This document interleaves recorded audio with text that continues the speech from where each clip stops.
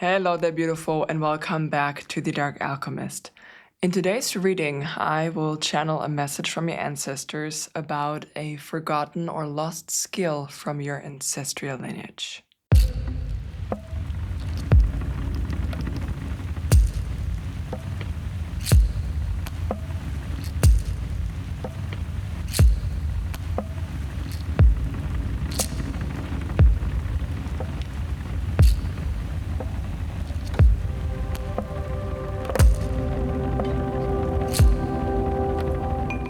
Before we dive into today's ancestral messages, I do want to let you know that I am currently creating a free online weekend retreat that I will host at the end of November.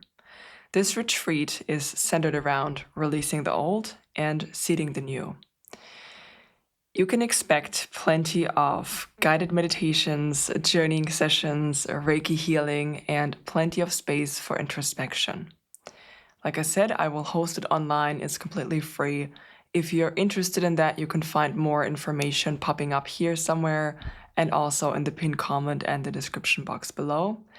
And if you can't personally make it at the end of November, after I hosted this retreat, you will still have full access to it when you sign up.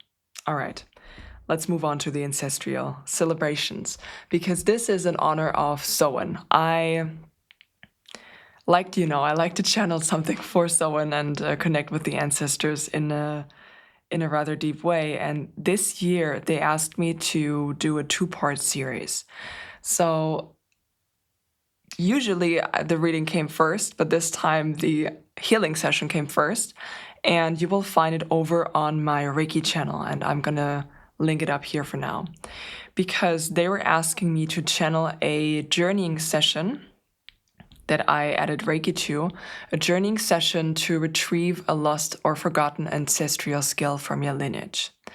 It's a skill that, like I said, got lost or forgotten for a multitude of different reasons. And in this guided journey, you travel to meet with your ancestors, you retrieve that skill, reconnect with that skill, learn a little bit about the skill, and this is a complimentary reading.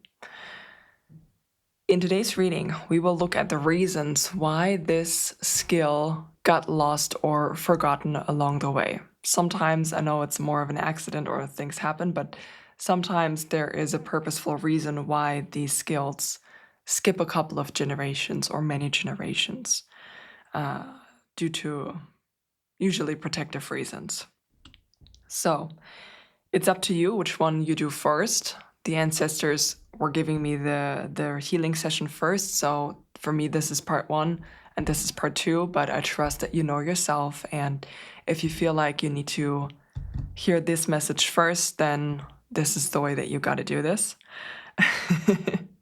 I will say I do not know which skill you recover, because in this journeying session I'm staying with your physical body and helping you integrate the healing and everything that takes place while you're journeying. Yeah, so I'm not gonna reveal which kind of skill you recovered.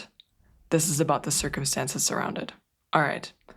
Okay, with that said, let's take a deep breath in, and then we can center and pull our 4 piles for today, because that's what the ancestors asked for. So take a deep breath in and out. And we're kindly asking your ancestors, the ancestors of the light, to please give us 4 cards for 4 different piles. Okay, 1 flew, 2, 3, and 1 more, please. Thank you. Okay, nice. Nice. So we had pile 1, pile 2. No, so what? Pile 1, pile 2, pile 3, pile 4. Okay, so for pile, you know what? I'll be right back. Ta-da! I made it nice and orderly. I am not adding crystals today because your ancestors asked me not to, so we're gonna go off of the cards. For pile number 1, we have synchronicity.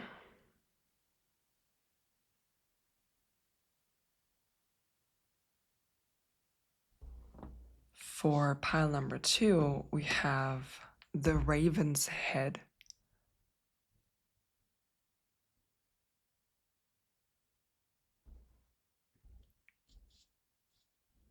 For pile number 3, we have dissolution.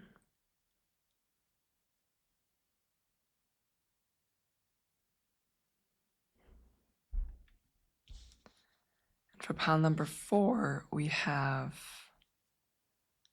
sublimation.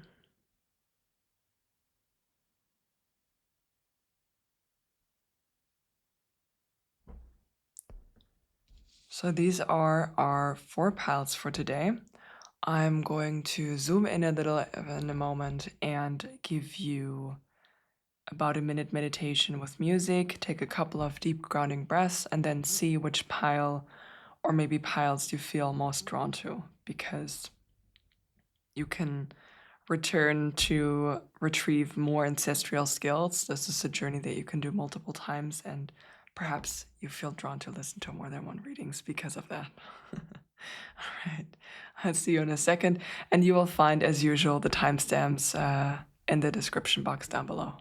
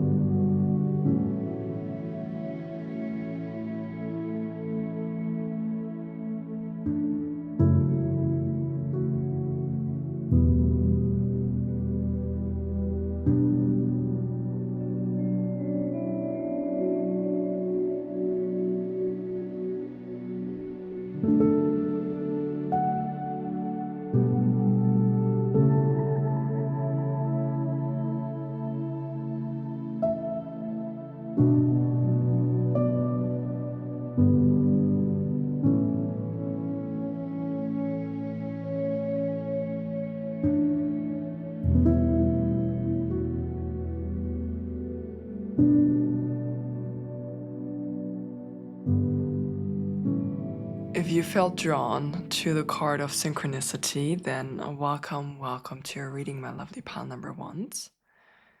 And we're gonna right away pull 2 more cards to clarify the message of synchronicity. Okay, I pre-shuffled the decks already, by the way. They're right next to me. So 2 more cards to clarify the synchronicity, please. Okay. And 1 more, please. Okay, thank you. Okay. Bottom deck energy is Mars, the big conflict energy. I'm gonna move this a little off to the side and we will see if we need it. We have the Great Serpent as a clarification. And we also have the card of Darkening. You know what? Let me, because I see with the camera, you can't see it that clearly. I'll be right back. All right, so that's better, isn't it? Because now the light isn't reflecting as much.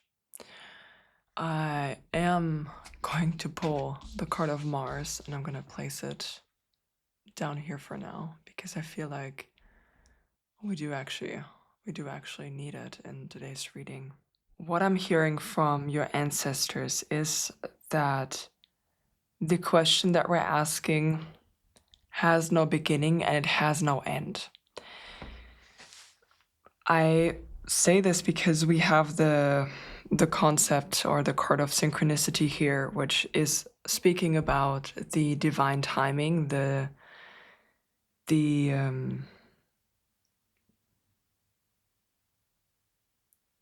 little drops of synchronicity. I'm like, they're giving me a message and I'm trying to translate it properly into words. I have a feeling this might happen quite a bit during today's reading because might be a bit abstract. So apologies if I need to stop a couple of times to find the right words. I'm seeing someone is following a trail of breadcrumbs, like a scavenger hunt, and all of these little drops are these pieces of synchronicities.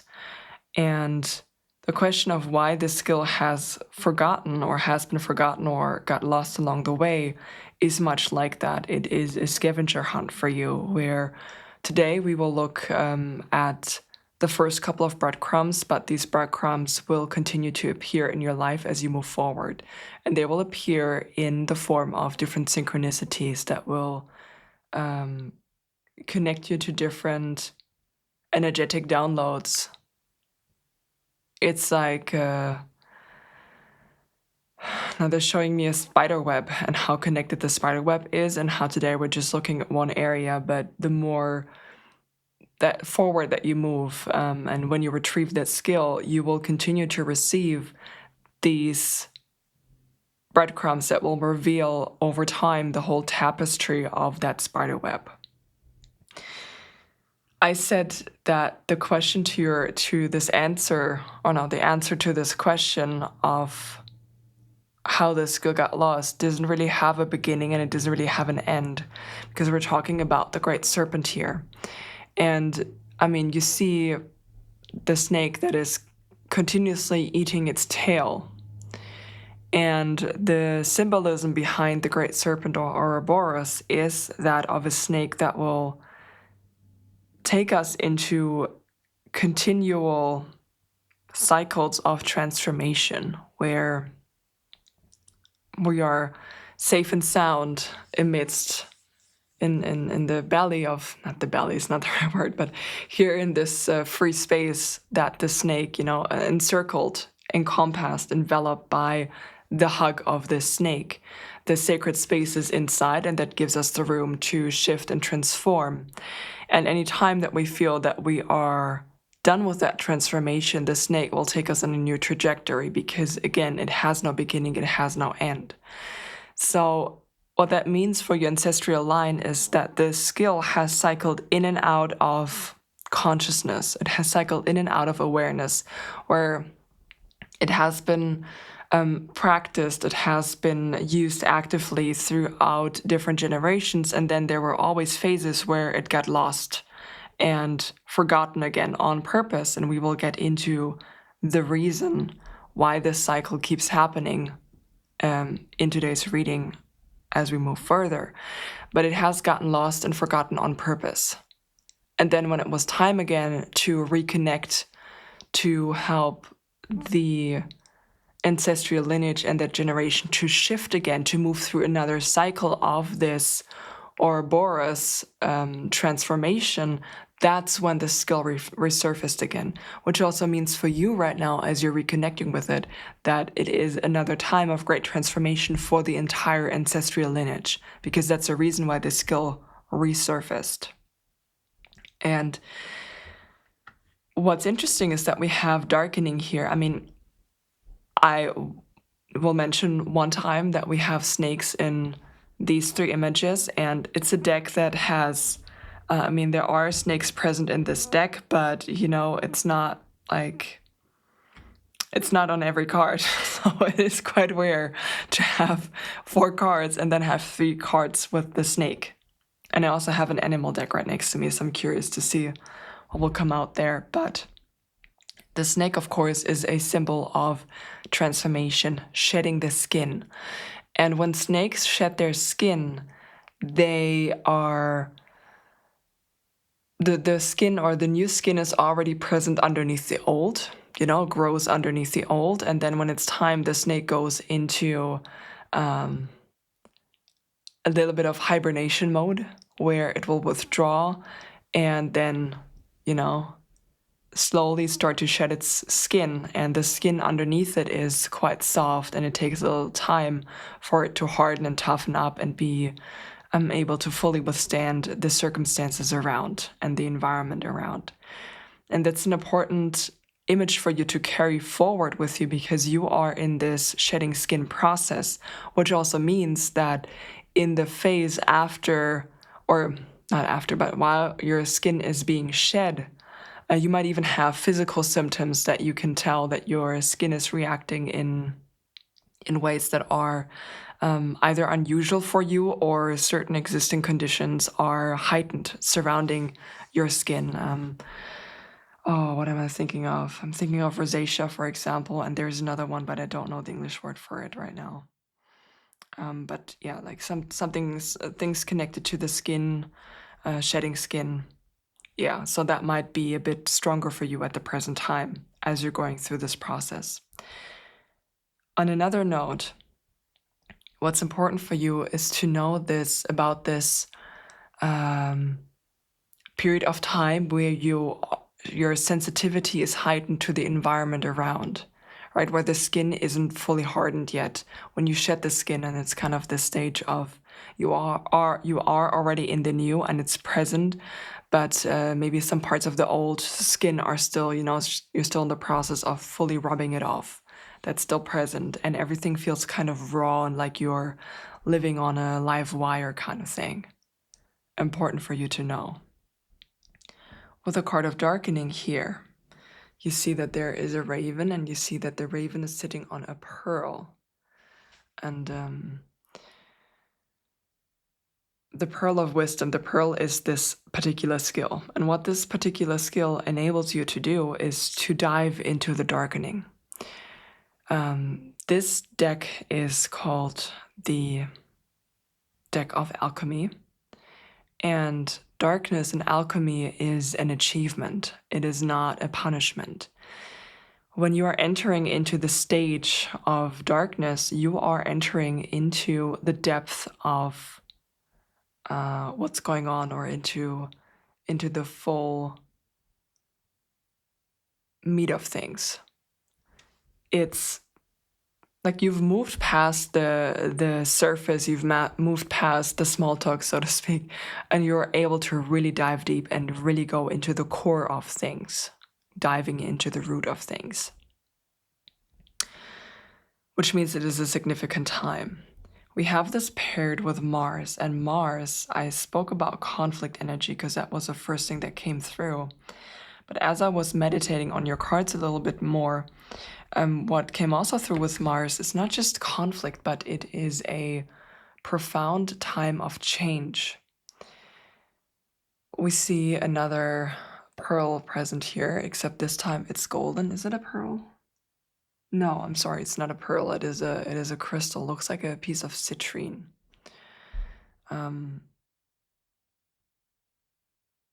If you have a piece of citrine, you can connect with it. It will help you throughout this process, or you could look into the properties of citrine as well.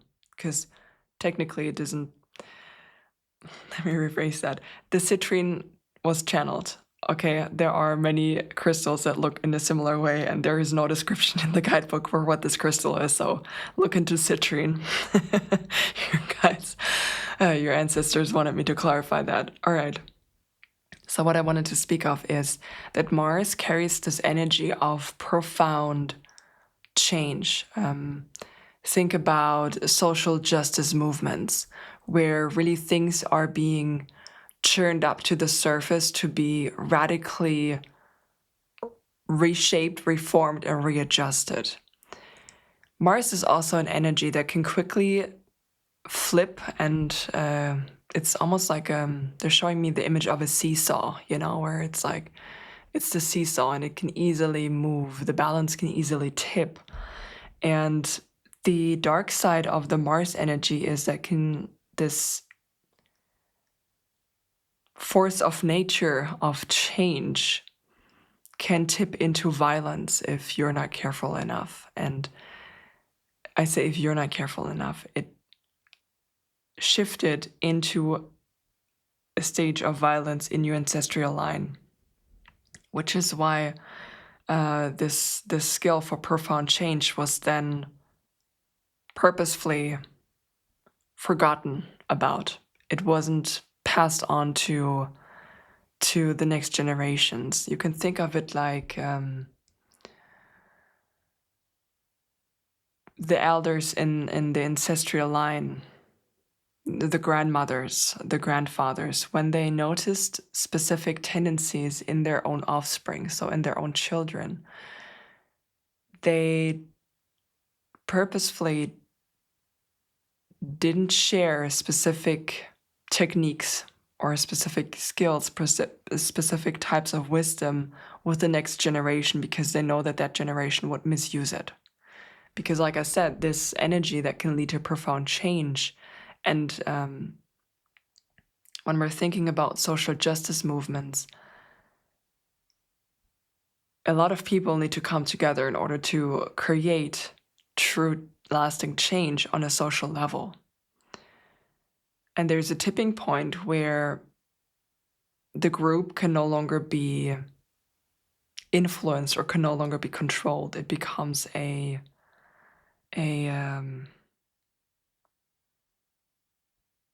don't have the words to describe it. It's just the energy takes a life all of its own. And it's happening. Like whether you want to or not, that wave is going to break. The wave is going to break. You know, at a certain point, it has a tipping point. And what precedes the social justice movements are many different people who are sharing stories and sharing the truth of a certain situation for a group of people. They inspire others. And the people who inspire others, they can influence to create positive change, but they can also, of course, use deception and lie about what's actually going on and create this wave that can then no longer be stopped, and create this wave and misuse that wave for personal gain, to gain power that they shouldn't have. And that's why this skill got forgotten throughout, like in cyclical movements throughout your ancestral line, because it wasn't safe to pass this particular power onto the next. But it is firmly rooted in your ancestral line. And when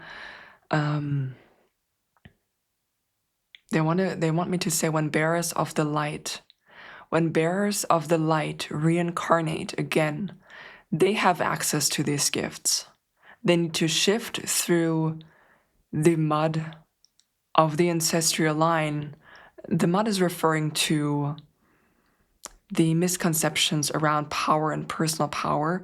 And once you have moved through that, or are moving through that, and have reached a certain stage of development, that's when the door opens, and that's when you're able to access this ancestral skill. Because they will know that you will not misuse it. It's like your personal development, your morality is a difficult word, I know, but your values, your view on life and on every living being is so strongly rooted within you that you couldn't look at yourself in the mirror even if you try to misuse that. It's like even the thought of potentially misusing that makes you feel so horrible that there's just no way you would misuse it. And that's exactly when that door is opened. Which is also a big nod to your personal development. It is quite a feat that you're even able to retrieve that skill, that you are allowed to reconnect with that skill. It's amazing. I'm so curious what that skill is. If you've done the meditation and you feel comfortable with sharing, please leave me a comment, or you can even send me an email if you prefer that, and if that feels better for you, because I'm curious. I've never done a reading quite like this before. Okay, we got a couple more cards to look into, so we're gonna pull some more information for you. We're gonna move this one. Actually, let's move these two here. Yeah. Okay, let's get some more messages about why this skill was forgotten for my lovely pile number ones. Thank you. Hey, what did I talk about? Step into your power. Step into your power.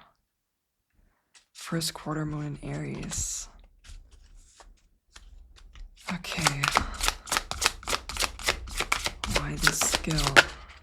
Opala. We have be proud of yourself. The last quarter moon in Taurus. Unfortunately, I do not know which moon sign, moon phase we are in at the present time as I'm researching, as I'm channeling this. So you might want to research that. And then we have leave the past behind. And we have know your worth. Leave the past behind and know your worth. You know what? We're gonna do it like this, because we are currently in the circuit space of the Great Serpent. So we might as well fully embody that energy here in this reading as well. And there is the bottom deck energy is believe in your good luck. Okay, I have a message to channel. Give me a moment.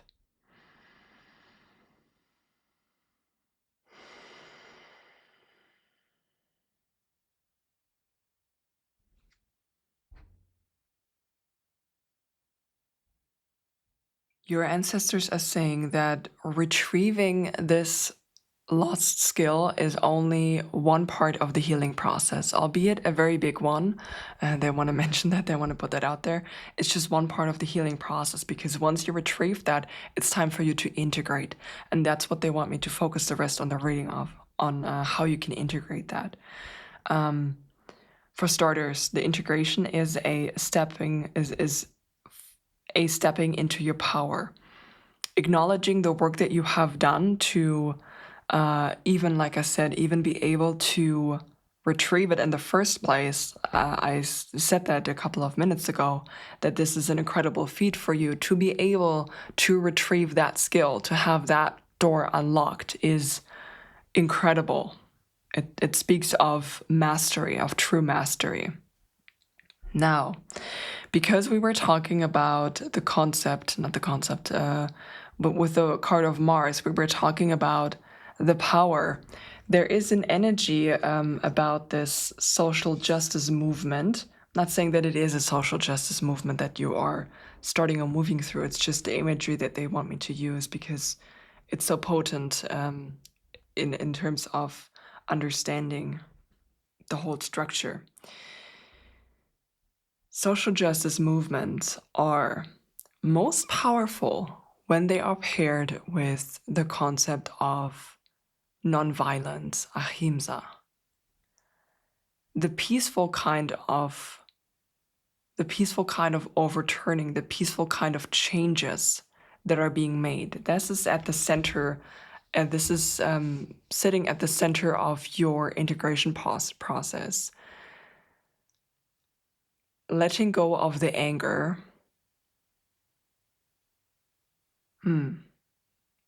They're saying not necessarily letting go immediately, but they're saying alchemizing the anger, turning it into fuel to drive you forward, and focusing on creating a peaceful environment for yourself and moving forward with peace. There is a peaceful way to be fully standing in your own power. There's a peaceful way to fully stand in your power and to exert your power from a place of peace. There is a quiet kind of pride that they are bringing forth, an inner knowing that, particularly when you are dealing with other people from your ancestry, right? We're talking about your family here. When you're dealing with other people from your family and you notice these very, very obvious differences and these obvious changes, and you might even see them displaying certain shadow energies connected to personal power or connected to power in general. And, you will understand why this particular skill has skipped your family or the family that's around you and is coming to you. And there will be a lot of revelations connected to patterns in your family line because of it. And there's a very quiet kind of pride that you are carrying and that you will carry as you're moving forward, because it doesn't even matter if they understand you anymore. What matters is that you know what the truth is for you, and you know the truth of the ancestral line. And you can just disconnect from them and move ahead. And when I say disconnect from them, right, leave the past behind, it's not necessarily a cutting all contact off kind of thing. It's more about allowing them the space to be how they want to be and behave how they want to behave, and you're just doing your own thing and being so focused and lit up by doing your own thing and being connected to that skill and engaging in that skill in a meaningful manner, that it's easy to leave the past behind. It's easy to step away. But there are these emotions rising to the surface, connecting to it, right? The anger, the sadness, deep sense of grief for the skill why the skill got forgotten along the way. And like I said, the clarity around why this skill needed to skip certain family members. That will be a bit of a tough one to swallow. I'm gonna be very honest with you. That's gonna be a bit rough. It's gonna feel a bit rough reconciling that, because at the same time you know that you cannot make the changes for them, right? It's not up to you to make the changes, and they had the same opportunities as you had to integrate and move through the transformation, the healing process, to step into their power in a peaceful manner and coming at this from a right place. It's just that they weren't ready to do that, or perhaps it wasn't part of their soul plan to do that. We never know, but the bottom line is that they had the opportunity and it didn't happen for whatever reason, and it is what it is, and just letting things be and knowing your worth. This will be this is very strongly connected to stepping into your power, because once you understand all of these I just said side quests. Once you start understanding all of these little side quests, or like these little tests that were coming not just your way, but you will notice these situations in your family, and you will notice when particular situations arise, you will start to understand. Even like looking back, you will see that there were opportunities for them to react in specific ways that would have brought them on this path of being able to reconnect and like claim their own personal power in a peaceful and healthy manner. And you will notice these situations, and you will see them taking a different turn than you did.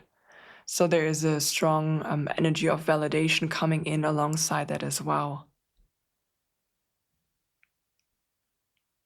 I'm hearing them say it's going to make sense. The decisions that you've made, even if right now you don't fully understand them, it's going to make a lot of sense why you feel like the black sheep in a lot of different ways, in a lot of different situations, reacting in different ways, making different choices connected to your health, to your lifestyle, to your work, to just the way that you move about life when it comes to everything. It's going to make a lot of sense. Yeah. So let's get another message for you to help your integration process.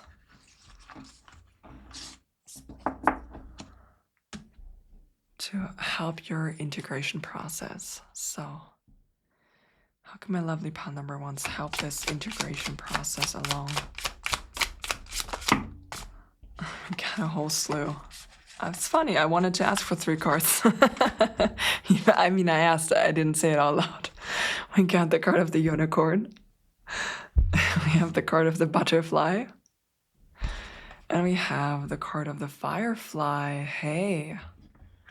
Okay. Got 2 fire energies. Sorry, fire energies, 2 air energies, but I'm looking at this and this is also fire. Bottom deck energy is the bat with a second moon and the ability to echolocate. I'm gonna take this one as well.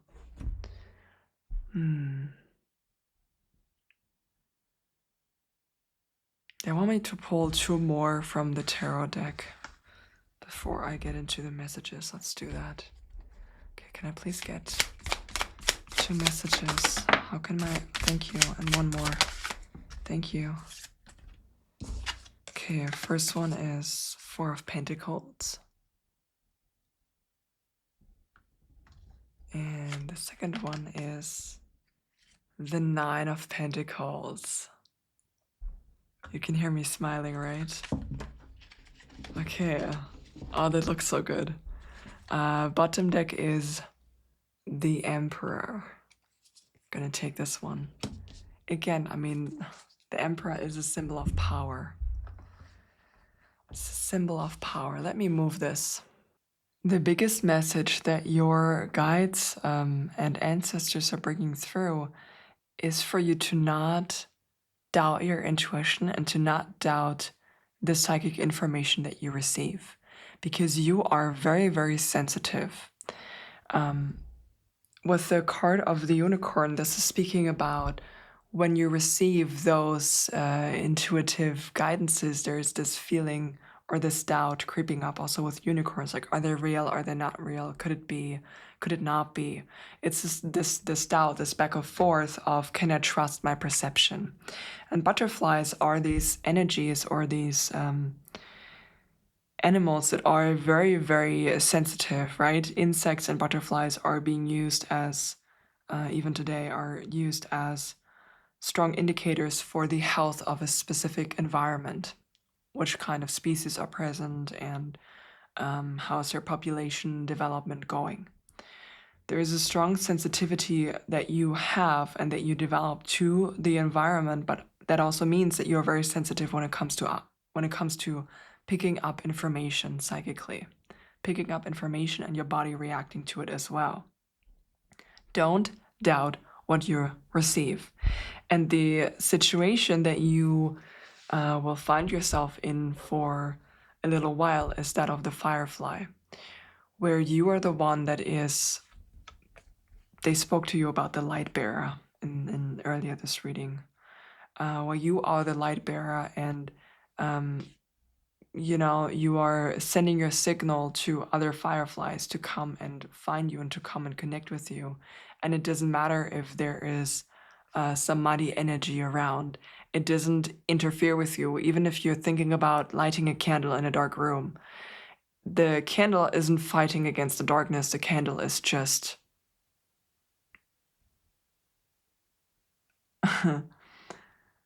How can I phrase that? I'm having the German phrasing in mind, so that's why I stopped. Right, so let me try and explain it. Yeah. The candle is not fighting against the darkness. The candle is just shining its candlelight, because, the flame is as big as it is, and that means that that candle flame takes up as much space as it does, and the darkness around, it's just, it's just there, but it doesn't interfere, or it doesn't confine or contain or push against the light. The light can just be. And that's important for you to hear, that you can just be. It doesn't matter what's around. It cannot ever dampen the light. It cannot do anything to interfere with your light, because you just are, and you're taking up your space, and that's that. And if the darkness is present, then it's present, but it's not interfering with you. Trust your psychic information. Card of the Bat is someone who is navigating the world and hunting and living life in the darkness. And they use their other senses, right? It's not their eyesight. The bat uses the echolocation in order to find what's around, in order to find, in order to see their surroundings, which also means looking at your surroundings not just through the lens of the physical world, but trusting your feelings and your intuition, your intuitive nudges is what I want to say. Trusting your intuitive nudges more than what you can see at first glance. Very, very strong. This will help you navigate through, and this will help you integrate. Very strong connection to your psychic senses and to the subconscious, to the unconscious, to the unseen.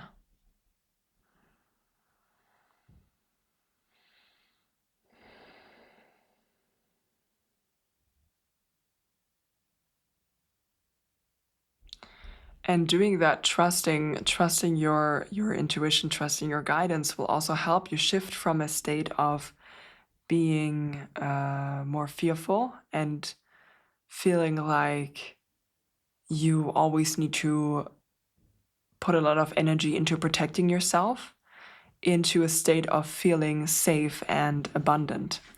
Because the Four of Pentacles is an energy that feels like they need to hold on to the pentacles, to the four pentacles that they have. It has an energy of scarcity mindset, right? Like, I need to hold on to this because I don't know when I will ever be able to collect four again. In the context of your reading, this is talking about feeling like you need to always hold your balls close. That's a sentence to say, Linda. You always need to almost be overprotective of yourself, like feeling like it's very easy for other people in your family to bring you out of balance because of the energy that they carry and the energy that you carry, and the discrepancy there. You know, it's this firefly energy. It's a shift of the perspective that I need to fight against the darkness versus I am the light. So, you know, I take up as much space as I take up, and there's nothing that can interfere here. And that's the state of the Nine of Pentacles, because when you're no longer in this energy of fear, that you are fearful of needing to protect yourself all the time, you have the energy and the focus to create abundance, to create and nurture a whole garden. And this garden is referring to the change that you want to see in your life and in the world, right? Coming back to the social justice movement, the types of changes that you want to see in the world, they start with you and your life. And this is the reclaiming of your power with the card of the Emperor. Yeah. All right. My lovely pile number ones. Your ancestors are awfully quiet. Okay, now they're laughing. But those are the messages that they wanted me to bring through. I hope this was helpful when it comes to putting things into perspective about your skill. And thank you so much for allowing me to read this energy for you and allowing me to channel your ancestors. It's always a joy to work with ancestors. I really enjoy it. And yeah, it's just magical to be able to connect and shift. And I'm getting a bit teary-eyed right now. Oh, they have such a peaceful, loving energy, and I hope that you can feel that as well, that this has been coming through either in the guided journey or in this reading here today. And I want to say congratulations for retrieving this skill, and I'm so excited for your journey ahead and everything that's in store for you, all the goodness, the Nine of Pentacles, the personal power, and the shift in your life. I'm really excited for you. Have a lovely rest of your day, and I hope I see you soon again. Bye. If you felt drawn to the Raven's Head, then welcome to your reading, my lovely pal number twos. We are going to pull some cards straight away to clarify this one. Yeah, let's start. I pre-shuffled the decks already, just so you know. Okay, so 2 more cards for pile number 2 to please clarify the Raven's Head about why this ancestral skill got lost or forgotten along the way. And can I please get one more? Yep. Okay, thank you. And then bottom deck energy is the Wise Salt. I'm gonna put this over to the side for now, and then I'm gonna see if I need to draw on the bottom deck energy as well. We have, okay, Sap of the Moon Plant. Just want to give you a moment to look at the card.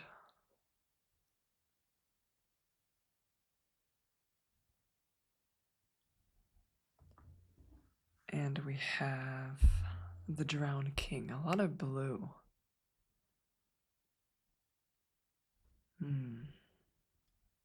Give me a moment to tune in so I can channel for you.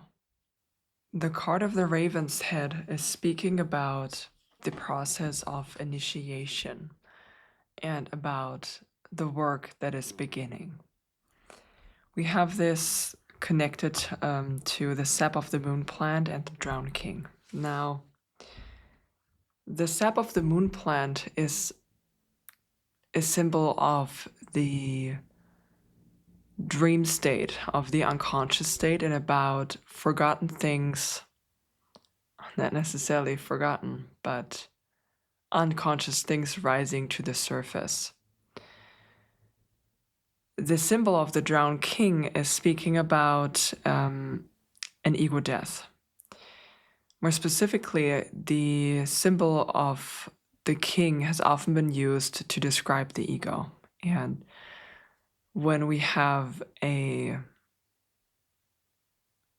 king that is a benevolent leader, that king needs to undergo a certain ego death or dissolving of the ego in order to be fully of service to those around him, to those that are under his care.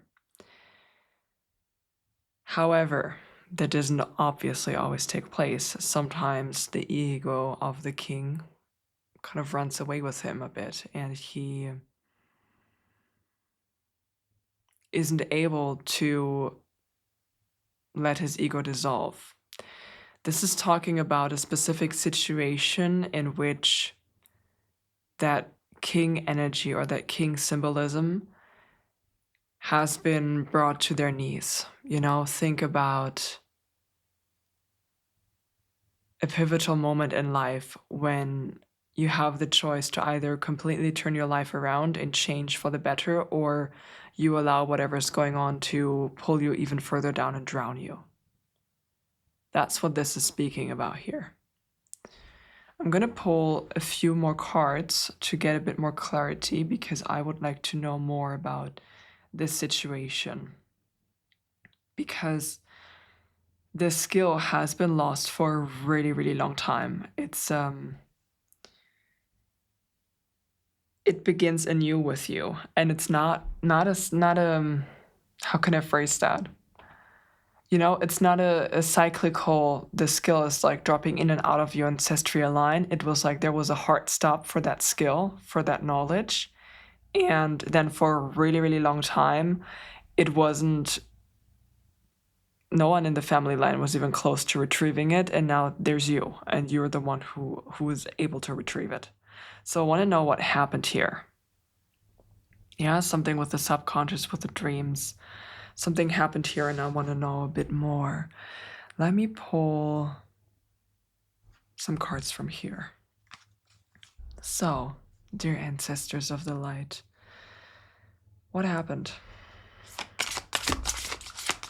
What was this moment of downfall? What happened here? Okay, we already have one falling on the Drowned King. Okay, thank you. We have 3. Bottom deck energy is relax. And then we have last quarter moon in Capricorn with leave the past behind. The Drowned King. I'm gonna ask him a question in a moment because I immediately have one. And then we have be humble, and detoxify. Yeah, I'm gonna be honest with you. I need a couple more. Talk to me about the energies of the Drowned King. Like what went down? Okay, we have the card of the Hawk. We're just gonna do like a quick little peek and then we're gonna leave the past behind, all right? But we want to know. Thank you. We have the Phoenix, we have the Fish, and we have the Cheetah.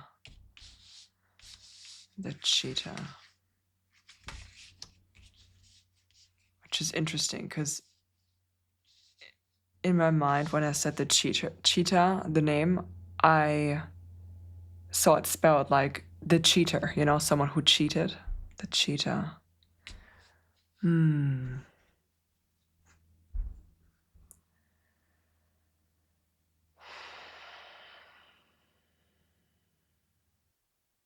This is talking about living life from a place of fear and allowing the unconscious fears and worries to drive you forward. I see this depicted here with the hawk and the fish. The hawk is an energy that is speaking about a visionary, someone who is able to see very far, very clear, and who's a skilled hunter. So they know what they want, they will go after what they want.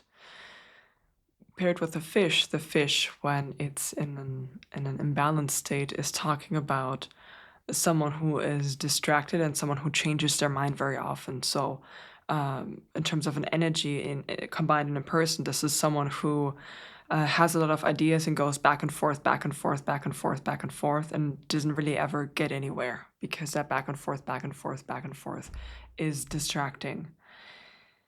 This has caused a great deal of suffering, and the reason that this person or this ancestral pattern never went anywhere is because the fears of what would happen if they would follow through, and the worries that they had about, potential negative outcomes, basically kept them stuck in a state of suffering.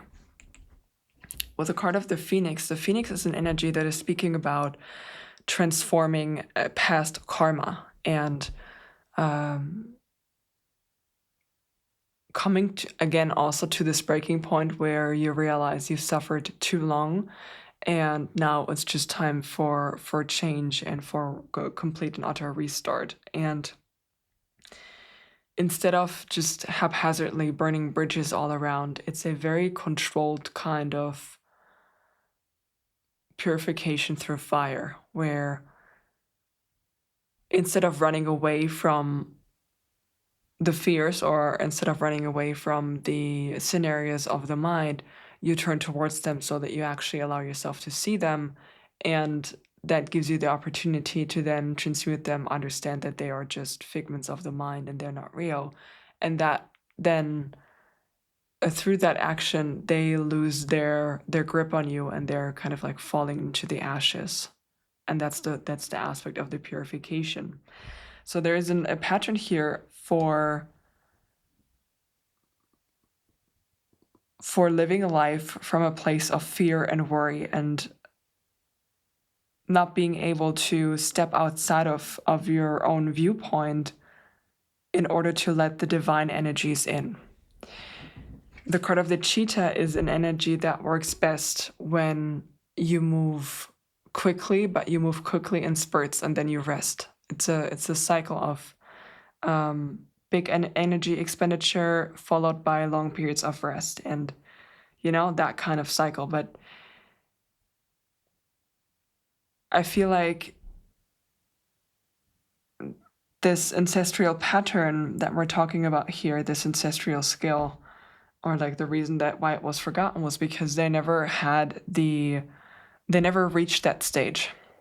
That's it. They never reached that stage of the cheetah. When we're bringing this into the terms of working with divine inspiration, this looks like being in a rest state, in a rest mode, being playful, enjoying your life. And that gives the divine the opportunity to bring a spark, a divine idea into your mind that you can then move forward with and follow along to create an even better life for yourself. Yeah. But these ideas pop in when you are in a state of rest, when you are in a state of feeling joyful and good.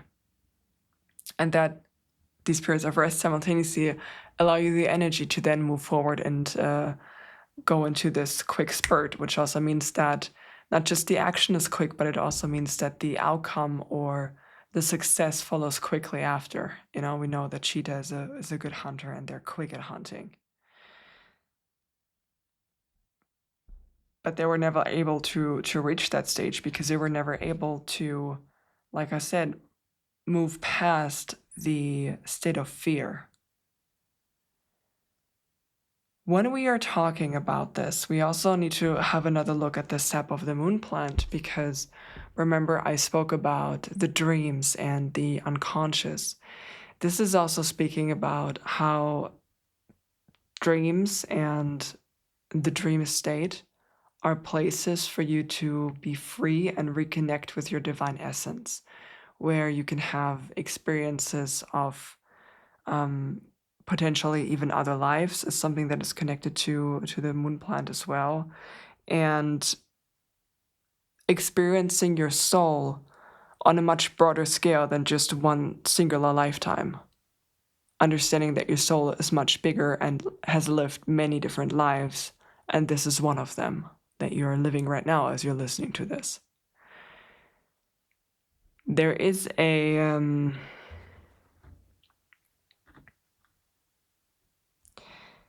disconnection. There was a disconnection to the spiritual side in the ancestral line.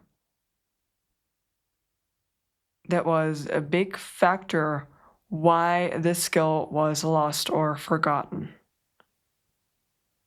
Because you cannot connect with it if you are not spiritually inclined. It's impossible.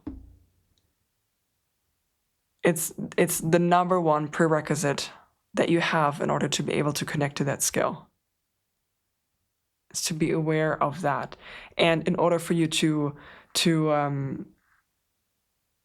embody that truth, discover that truth, accept that truth, live by that truth, there are several ego deaths that needed to happen on your end, right? You also moved through the energy of the drowned king, I wanted to mention. You also needed to move through that, but instead of letting it drown you, you allowed that spiritual fire, so to speak, to purify or release the thought patterns and the beliefs that you've had about yourself and about life. I'm hearing illusions fell away. And that allowed you to then be reborn and become a kind of benevolent leader. So the balanced energy of the king. And many, many, many different generations where this hasn't been taking place. Your ancestors don't want me to go that much deeper into it right now. So let's have a look with be humble and detoxify.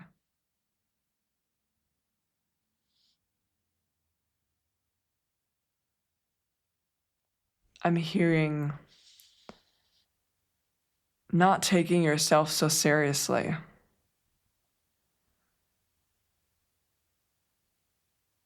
And they're showing me someone who is gripping, like holding on to something and like gripping, like I see the knuckles getting white and just gripping on with like just so hard, like so unnecessarily hard. Someone like gripping on to what are they gripping onto? Identity and what they know to be true. It's a very like a rather narrow-minded view on life. I'm not hearing the word tradition. Holding on to traditions that put themselves in a space where they feel they don't have a lot of agency over their life. You know, kind of how can I phrase that?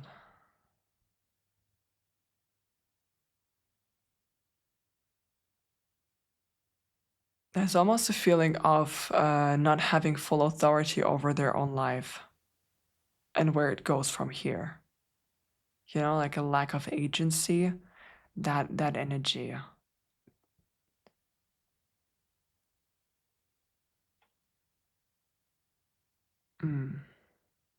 What about being humble?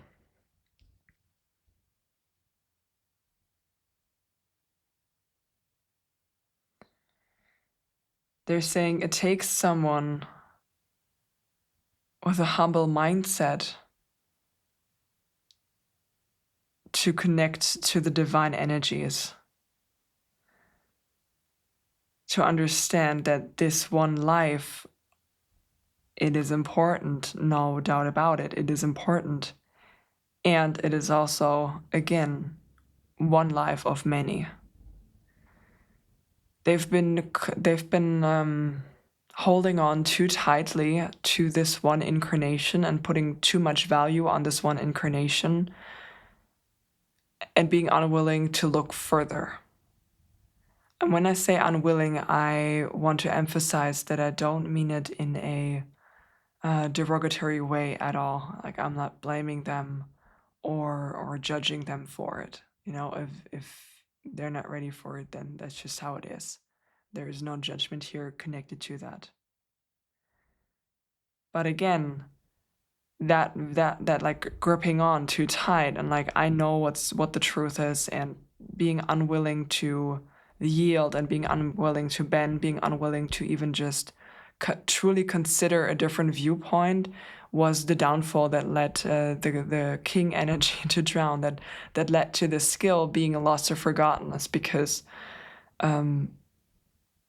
these two just, they don't go together. You cannot do. It's like you cannot drive a car if you don't know how to drive a car.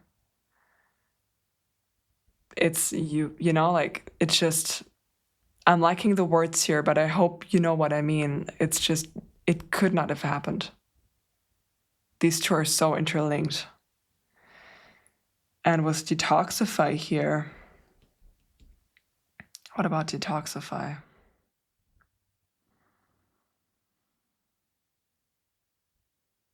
They say that's what you've been doing in this life so far. You see that this is the full moon as well, and the full moon is always a symbol of release and closing a chapter. It's about release. The moon, of course, is also a symbol of the unconscious, the subconscious. We got this with the moon plant as well.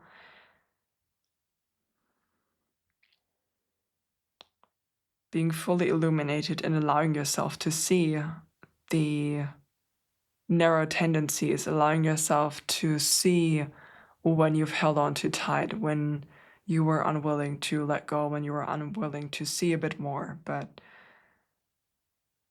I'm hearing your curiosity got the better of you. And your ancestors do mean this as the biggest compliment. It's just you were too curious to only listen to one person speak, to only hear one viewpoint. You were just too curious. It wasn't even about, particularly when you were beginning this journey, it wasn't even about not believing what you were told. It was just curiosity about how other people view things or how other people perceive life and everything connected to it. And it was just that childlike, playful curiosity that led you on this journey. Because as you started to get deeper into it, you started to realize that things resonated with you and felt more true than what you were told or what you were led to believe. And that did two things. The first thing is you started to listen to yourself more than you started to listen to other people. And I mean, claiming your authority and understanding that you have your own journey and they have their journey, and you know what's best for you, and you understand a lot more than you give yourself credit for. And even if maybe consciously you're not aware of something, the moment that you hear something that rings true to you, you remember it. It's this facet of remembrance that's really important here.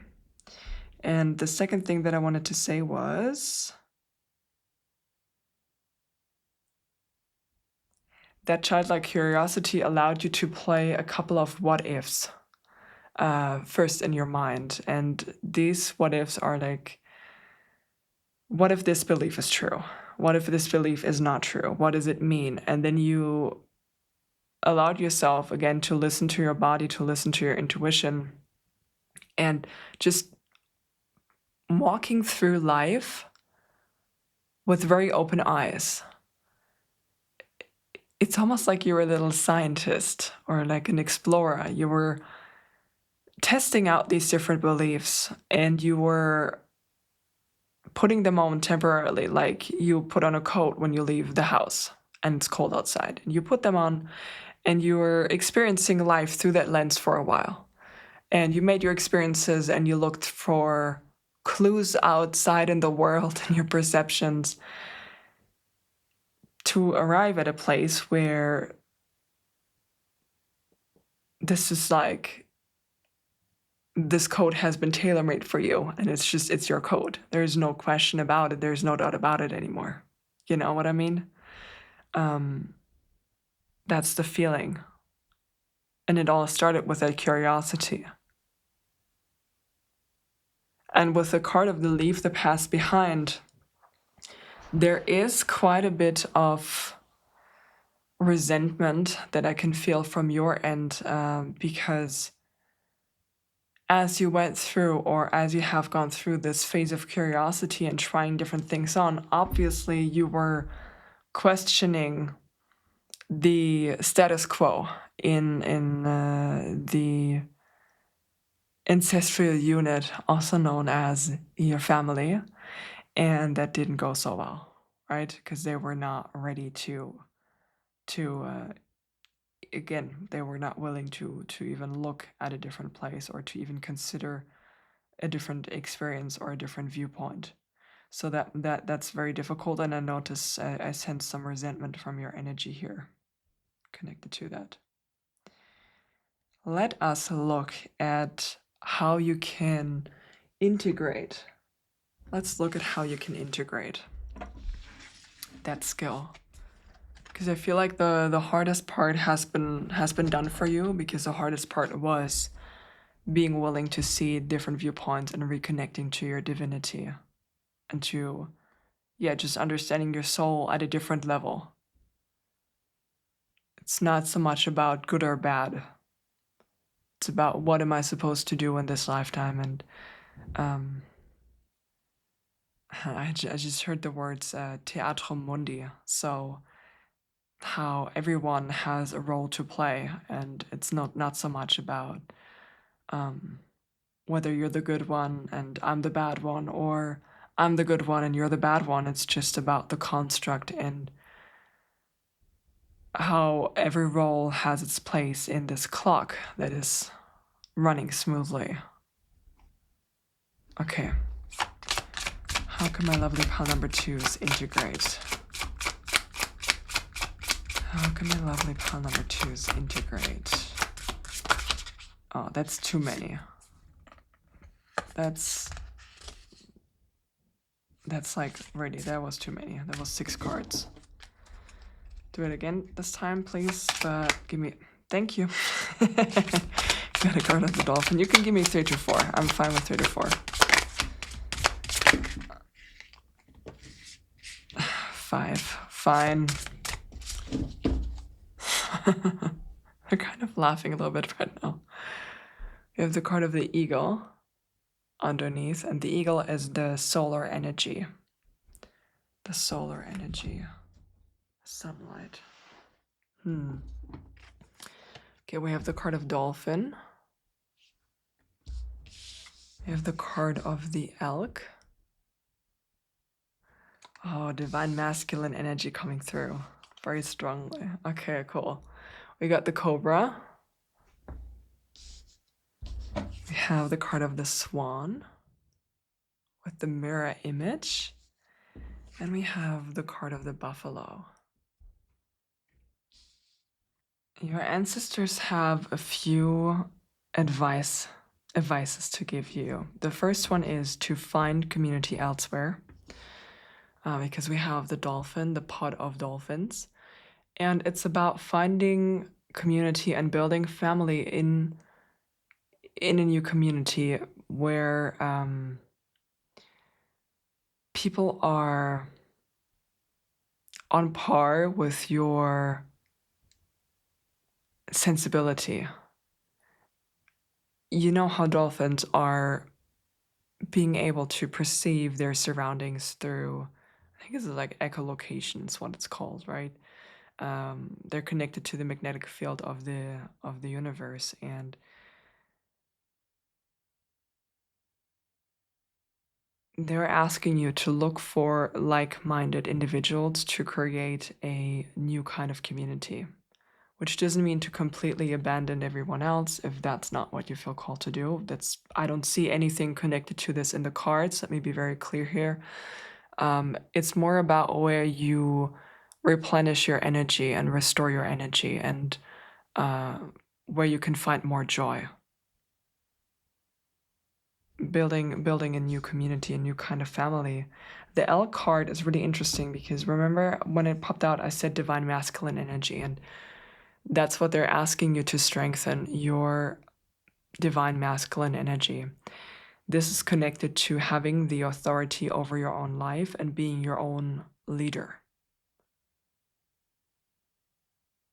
It's a very balanced kind of father energy, but embodying that energy in yourself for yourself.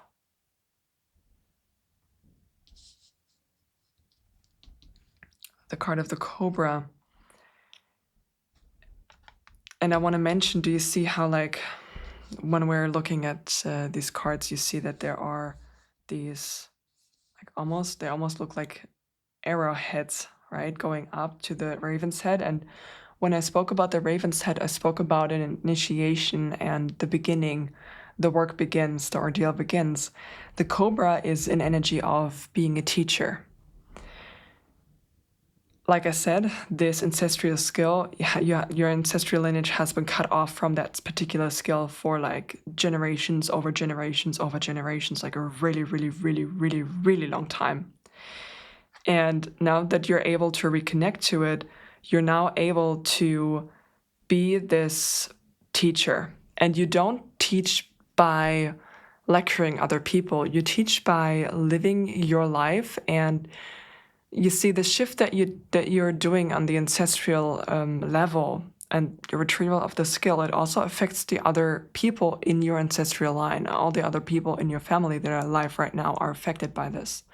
And they will start to notice certain changes. They notice your energy shining more. They notice you being more happy over time, yeah? Like not something that will happen in a month or something, but over time, they will start to notice the, I'm going to say, upward trajectory of your life, and just you doing better and better and feeling better and better and being happier and happier. And it's something that it's undeniable. Everyone can feel it around. Everyone can see it around. So they will come to you when they're ready and they will ask questions. And then you are able to share from your experiences. That's the teacher energy. That's the teacher energy that you embody. Because here with the swan and this mirror image, there will be, after you shared this with them, obviously not everyone will follow through, but some people will start to make changes in their lives and they will start to adapt and sometimes even emulate certain steps that you've taken. There is a mirror image, there is a ripple energy going through the ancestral line and through your family that are around, and you will start to notice certain individuals also changing and shifting until once again they become mirror images. And they said, free spirits like you. Free spirits like you. There is an energy of liberation that's rippling through, and it started because you were brave enough to question, you were brave enough to see, you were brave enough to adopt and adapt to a new and different mindset, one that actually feels true to you.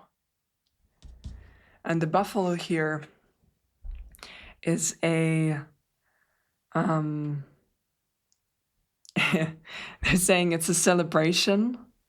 It's a celebration and a recommendation to keep developing your connection to the divine even further, because that's what the buffalo is speaking about. The buffalo is an energy that is very, very earthy, very grounded, but through the horns that you see here, they are also divinely connected and very, very strong channelers of the divine energy. So keep on developing and being connected. And developing doesn't mean that you always need to run into a new technique or, if for a week or something you don't practice the way that you usually do. And then, like, it all goes to shit. That's not what they mean at all. It's about just nurturing yourself, nurturing your spiritual connection.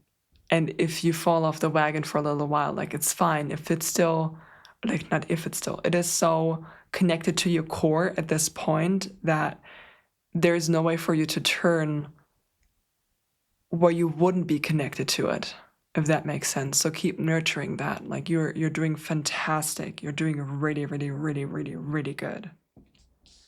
Okay. And their ancestors say thank you. It was about time that someone like you came along to be brave enough and break that ancestral pattern and reconnect. Like, the world needs it right now. We need a reconnection with spirituality. There's one final card I feel called to draw to you. For you. To you. Interesting. Okay, one final card. Oh, wow. Okay, immediately. Wow, we have the card of the Emperor. We have the card of the Emperor. You have the key. That's what they're saying. You see the Ankh here? You have the key. You have the authority. You decide where it goes next. All right. They're quiet now. So my lovely pile number 2s, thank you so much for reading your energy. And I want to say bottom deck energy, by the way, is the star. You see here, you see the water is flowing. It's the replenishment. It's the abundance. It's the hope. Dreams fulfilled. Okay. So my lovely pile number 2s, thank you for allowing me to read your energies and connecting with your ancestral teams. It was an absolute pleasure. And yeah, that's it.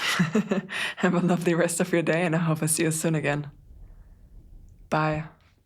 If you felt drawn to the card of dissolution, then welcome to your reading, my lovely pile number 3s.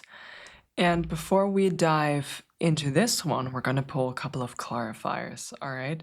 I will say your ancestors chose the decks that they want me to use, and I have all of them right next to me, and they're already pre-shuffled for your pile, so we can hop right in. So first, I would like to have 2 clarifiers for the dissolution card, and the question that we ask is, how or why was this ancestral skill lost or forgotten along the lineage? Okay, that came out immediately. Can I please have one more? One more, please. Oh, I knew that more than one wanted to come out. All right. Okay, bottom deck energy is the card of Ash. Oh, that's really interesting. We're gonna put this off to the side for now, and then we'll see if I need to pull on the bottom deck energy as well or not. I'm gonna look at them. We have...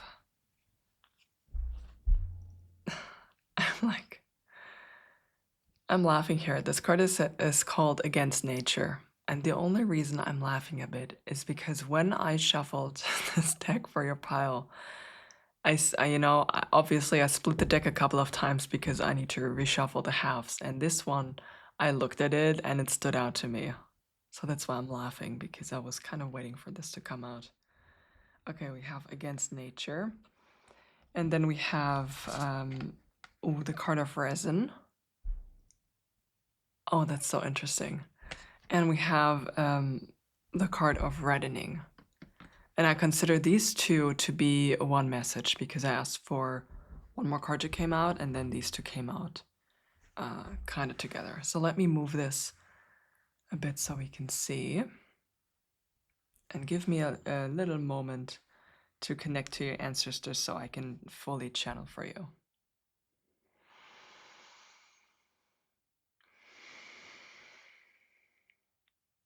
Okay. This is very specific, the message that the ancestors are bringing through.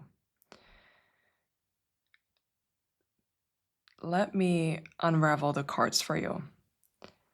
We're going to start with Dissolution, because that's the card that drew you into the reading, and that's the, I'm going to say the guiding force or the main principle, the main clue for this. These are supporting actors that are clarifying the message for us.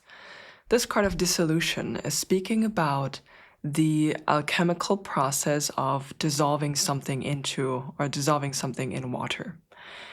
And more specifically, there is a dissolving taking place to unite, dissolve to unite. Think about having a glass of water and you want to make Easter eggs and you want to dye your Easter eggs. You take the dye and you put it in the water and then you mix it, right? So you put the substance in the other substance and then you mix it to dissolve and unite. And that united force is then the one that will do the job that you want it to do, right? Which is to dye your eggs. Interestingly enough, this one speaks about, when it's the shadow energy, this one speaks about an unwillingness to let go, an unwillingness to unite, or an unwillingness to dissolve.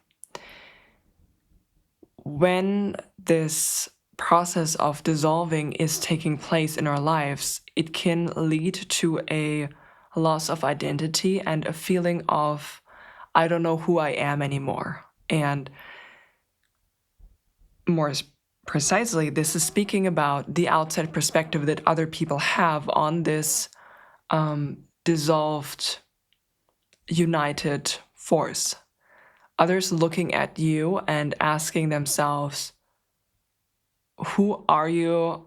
What do others see when they look at me? That outside perspective on this dissolved liquid. We have this supported by Against Nature, which is a card that is speaking about control and force and will, and speaking about being unwilling in the context of this reading, being unwilling to dissolve, holding on too tightly, trying to control how others perceive this unit. And when I say and speak about this unit, I'm talking about how others see the family. So the family image that is projected to the outside, that others see, that neighbors see, that friends see, bosses, co-workers, just the general outside world, there is or was a strong driving force to present a specific type of image to the outside. And anyone inside of the family unit was forcefully and controlled in a particular way in order to uphold that image. I see this because we have resin and reddening as well. Resin is something that holds an object in stasis. Think about a letter opener, or it's not a letter opener, that's not the right word. You know, the weight that you put on top of a stack of letters to keep them flat. You often have this in resin, and you have some insects inside, or you have some flowers inside. Resin is the clear substance that will hold things in its that phrasing is interesting that they want me to use. Resin is a clear substance that will hold something in its arranged form, and others from the outside, you can see it, right? When someone creates one of these like letter weights, they arrange certain flowers, they arrange certain plants inside of it in a specific way in order to obviously create a specific composition. And this is then held firmly into place. And while resin has this great quality of being able to preserve something, it is also something that is very sticky and keep things stuck. There is an immovable quality to resin that can lead to rigidity and this like forceful control of holding things in a specific place. The card of reddening is a very big contrast to this, because reddening is speaking about the flow of everything. I mean, dissolving is also speaking about flow, but reddening is speaking about the blood, about the life force that is flowing consistently and constantly throughout your body.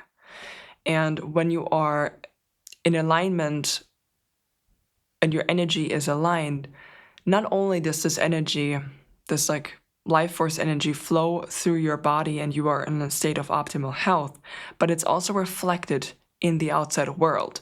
When things are flowing, then your entire life is governed by abundance all around. But it requires a certain sense of flexibility and a willingness to undergo changes and transformations, and allowing energies to rise and allowing energies to fall, and allowing things to be reshaped over and over again until the state of balance is achieved.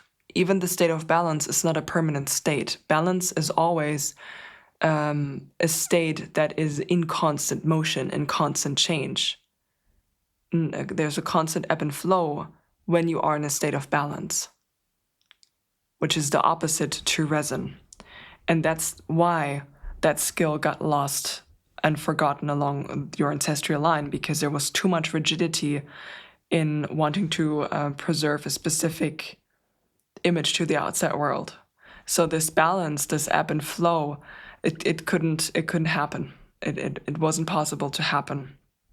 But you are undergoing this state of reddening, and have been undergoing this state of reddening for many years now, and that's why you are able and allowed to reconnect to that lost ancestral scale.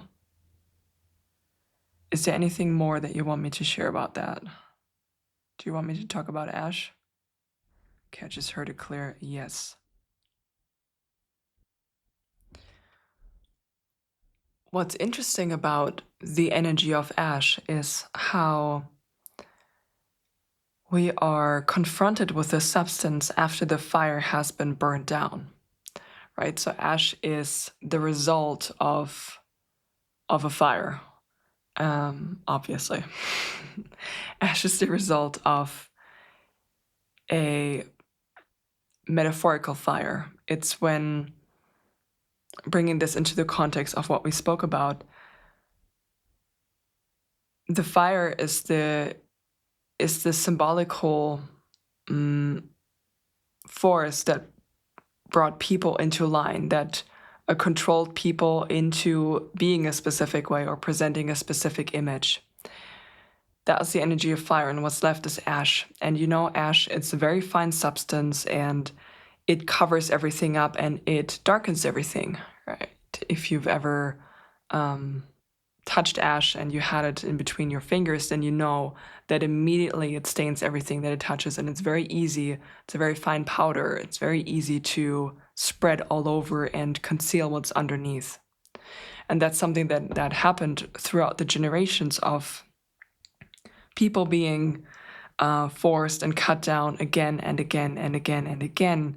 It has created this, I'm going to say, false image where everything and everyone looks and feels as though they are covered by ash. What they are referring to is, it's not just one ancestral skill, it's many different ancestral skills, and you are invited to return to that journeying session as many times as you feel called to do, because there are quite a few things for you to discover.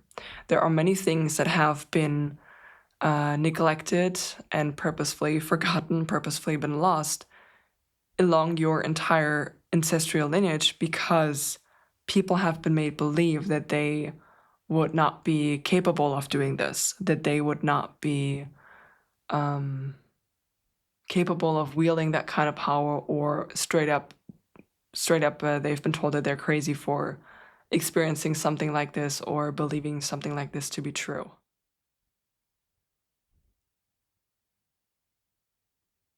So we're talking emotional, psychological, verbal manipulation and abuse throughout the ancestral lineage.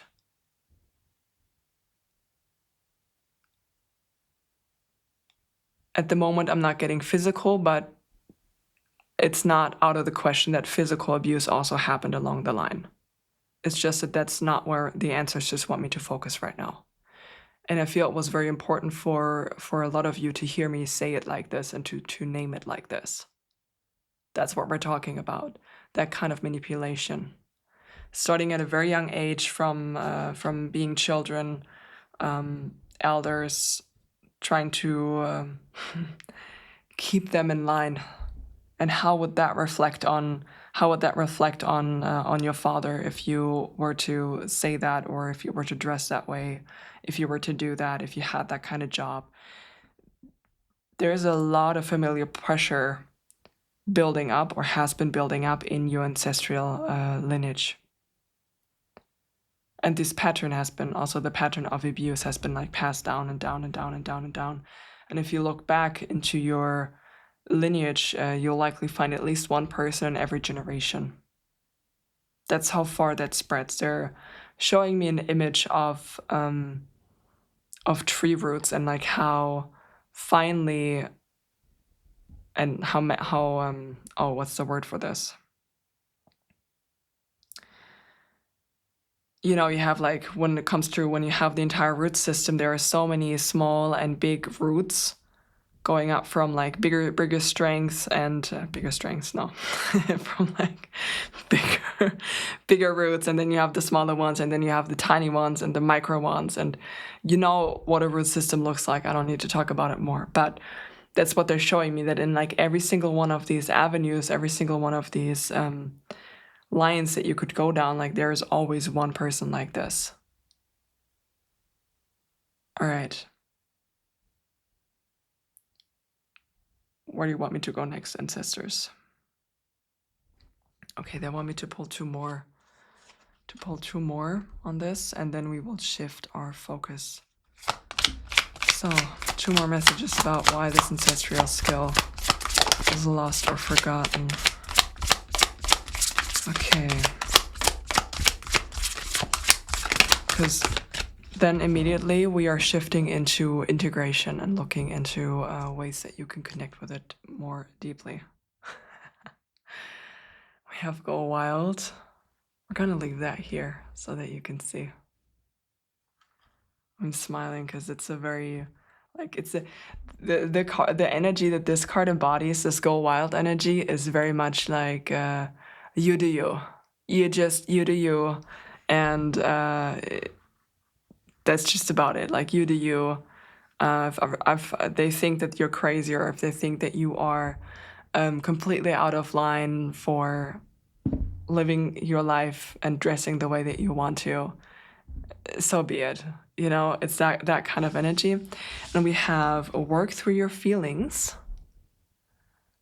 Work through your feelings with Aries, last quarter moon in Aries. And we have new moon in Libra with Know You Are Loved. Okay. The first message with work through your feelings is connected to even just your response to this reading right now, because what I just shared with you, it's not like you're not aware that this has been going on in your family line.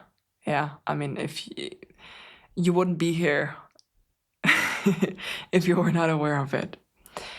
There are a lot of feelings, not just your own, but also feelings from and emotional patterns from the ancestral line passed down to you. That means inherited emotional patterns to specific reactions, to specific situations and reactions that show themselves stronger than, or so strong that sometimes they even surprise you, where you're like, I have actually no idea why I'm reacting so strongly to this. When you feel that particular way and you are questioning why that is so strong, so in some of these cases, it's because you are experiencing the emotions, the unexpected oh my God, slow down, please, ancestors. Okay, I'm gonna take one breath. Slow down, okay? All right. So, in some of these cases, when you notice yourself reacting much more strongly emotionally than you usually would, in some of these cases, it's because you are channeling and experiencing the strength of your ancestral feelings. All the feelings of the people who have been in similar situations to you, who in their lifetimes were not able to express them. It's almost like a passed down, yeah, they got passed down, and they got passed down to you because of your strength and your ability to dissolve these feelings. You know, this energy of dissolution is a water energy, and water energy is connected to the emotions. This is speaking about feeling your feelings and allowing them to flow through you, not to hurt anybody or to have any, I'm going to say, productive ends to these feelings. It's just about expressing them, writing them out, singing them out, screaming them out, just you by yourself, just to allow the energy to be released, creating something. Going to one of these rage rooms if you feel a lot of rage, because anger is an energy that is that is coming through with the Aries, like that fire energy is coming through quite strong, and your ancestors are thanking you to help the lineage with that release. But that's something that's coming through. Work through your feelings. And also, if it's difficult for you to work through your feelings, you could benefit from a couple of sessions with a therapist or perhaps a coach, a registered coach that is specialized in working with feelings. It's just about finding the right techniques for you and the right tools so that you can process these feelings in a healthy manner. That's important because there's a lot of sort stuff that wants to be released and like brought through you and released, dissolve. I also want to say that if you have been, and this is not for everyone here, but this is for some of you, if you have been feeling a bit cut off from your ancestry and from your ancestors, through this retrieval of this ancestral skill, you are more connected, or it's not that you're more connected, you were always connected. It's just that they're showing me someone opening a valve, so now that the connection has been opened again, like it's always been there, but now you're gonna open it. So even if you haven't experienced this emotional highs that I spoke of earlier in this reading, it might be possible that there is a period of time moving forward now where this is a bit heightened. So if that's the case, don't worry about it. It's because the valve has been opened and you're connected. So you feel not only your own anger, but now you feel the anger multiplied from your ancestors. You feel the sadness multiplied from your ancestors. So again, if you feel overwhelmed by that, do go and get some support with that. And I don't get the feeling that you are going to be in therapy for like 10 years or something. That's not a feeling that I'm getting. It's really just about learning these kinds of tools and finding the healthcare professionals that can give you what you need. And your intuition will be your guide here. Know that you are loved.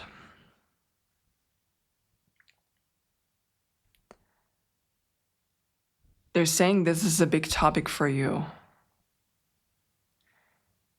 This is also a big topic for your entire ancestral lineage, and particularly for anyone who has been pummeled into this other shape so that they could present that outside image, even if it was not their nature to present themselves in this specific way. Know that you are loved. Your ancestors are so incredibly grateful for you to come here and do this work. I don't even have the right words to describe that. I mean, to express the magnitude of the gratitude and this peace and the love that pours through. And if I go too deep into it, I could cry right now. I'm gonna be very blunt. I could cry right now, like full on sobbing cry, just from feeling the energy that they have. You are so loved. They are so happy that you connected with them, and they are so excited to connect with you even more deeply. You have been on a very long and big journey to learn about your self-worth and your self-value, and even just giving yourself permission to be how you are and who you are has been a journey. That self-acceptance has been a very long journey for you, because you're going strongly against this rigid way of being, because you decided at some point, you decided that you were wanting to work with your nature. You were done with going against your nature. You wanted to work with your nature again. And with that, obviously, going against the family system and against the I'm gonna say the control and order that has been established for generations has been very, very tough on you. And a lot of ugly things have been said to you and about you, and mostly to you. And I honestly kind of want to give you a big hug. If you like hugs, of course, I would give you a big hug. And you are loved. You are loved.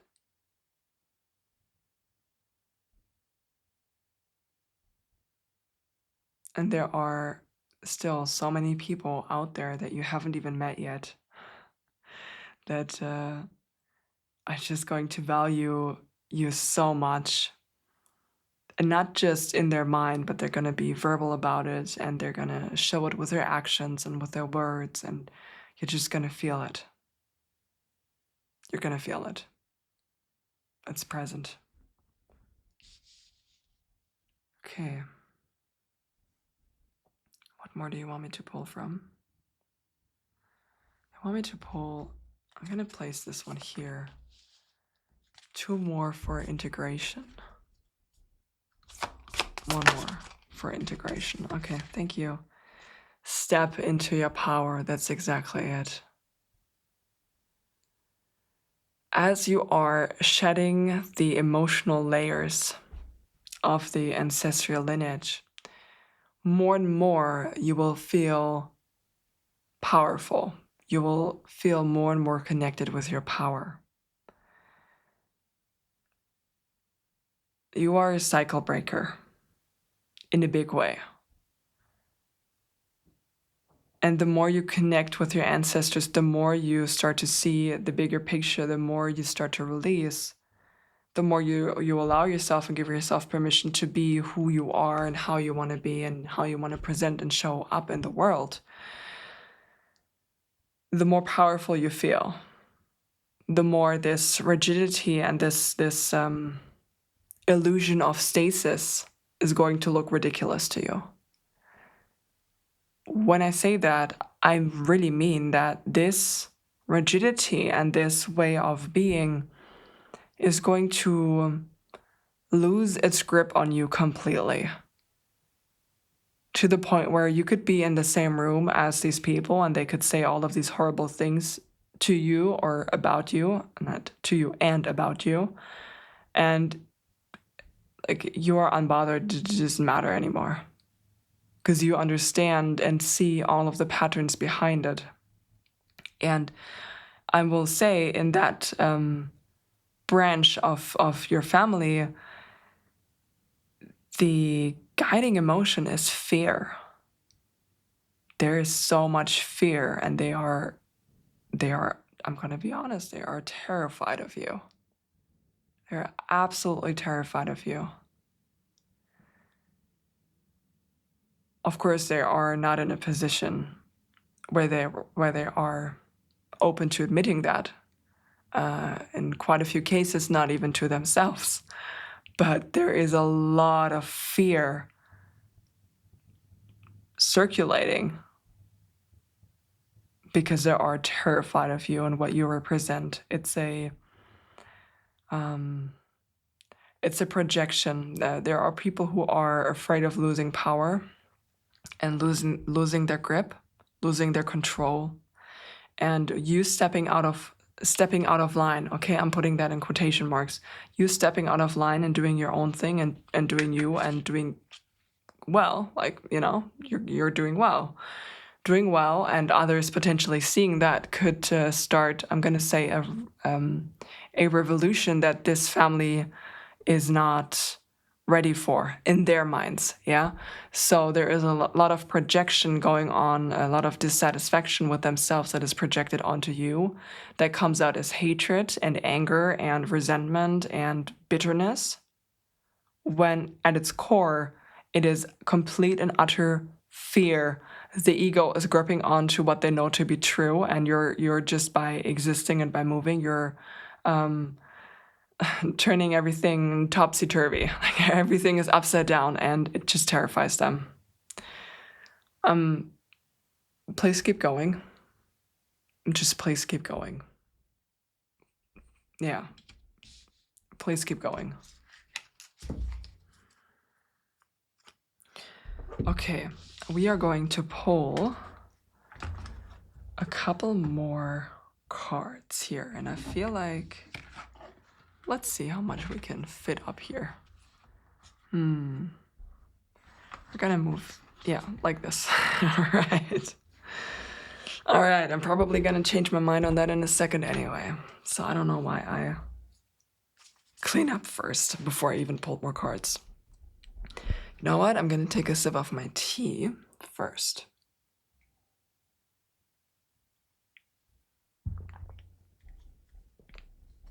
Okay. Messages of integration for my lovely pile number 3s.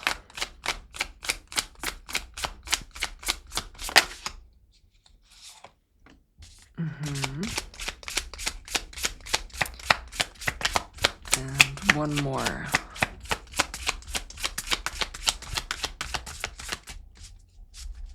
One more. The golden egg. Is there one more? Okay, one more.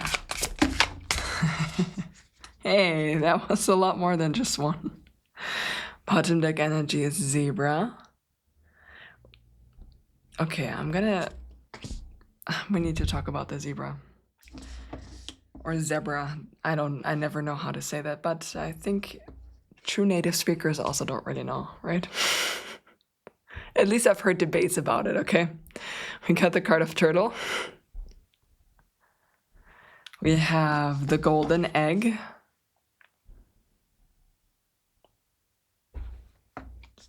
Egg has cracked. The egg has cracked. That's what I just heard. Oh, that's interesting. All right. I have some thoughts. One moment. I have the card of elephant.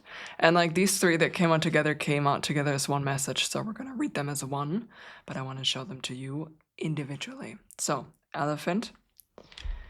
We have the frog. And we have the dragon.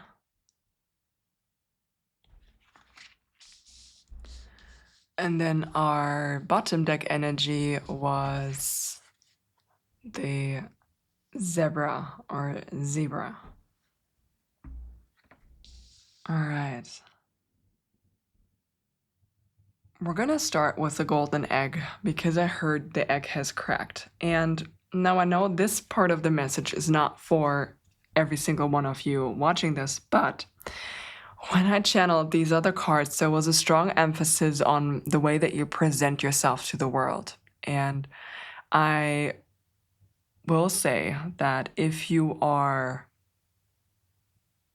on some level either gender non-conforming or trans or anything like that, I see you and your energy is represented because the symbolism or this phrase, the egg has cracked, is a phrase that is used in the trans scene or in the trans circles, and it is described about, or it's describing the moment when you realize who you actually truly are. You know, where you can't lie to yourself anymore, where you can't pretend to be someone that you're not. If that is referring with a presentation, if that is referring to your gender identity, or yeah, just the way that you want to present yourself, I see you, I hear you.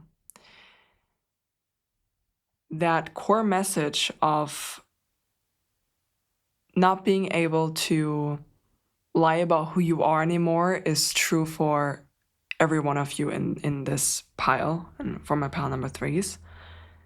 Because there comes a point where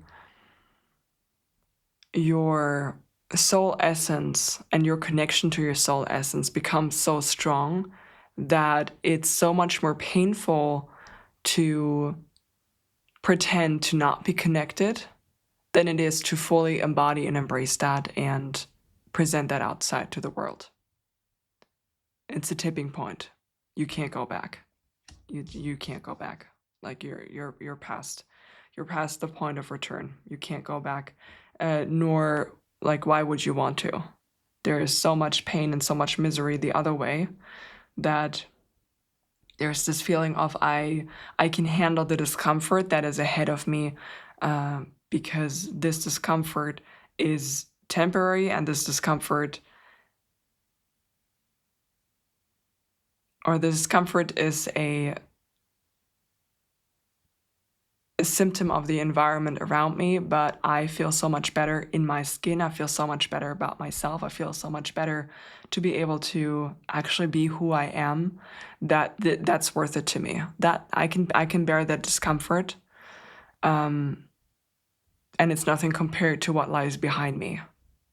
The pain that lies behind me is so much stronger and so much worse. There is no comparison here about what you would choose. And with a turtle, I heard coming out of your shell. Again, showing up as who you truly are. Simultaneously, coming out of your shell is at least in the beginning stages of you moving through that, there is an energy here of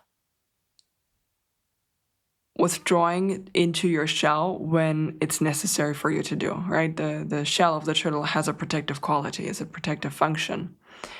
And you can use that, like you're free to use that when you feel like it, when you feel that you need to withdraw, when you need to go into turtle mode, when you need to go into gray rock mode.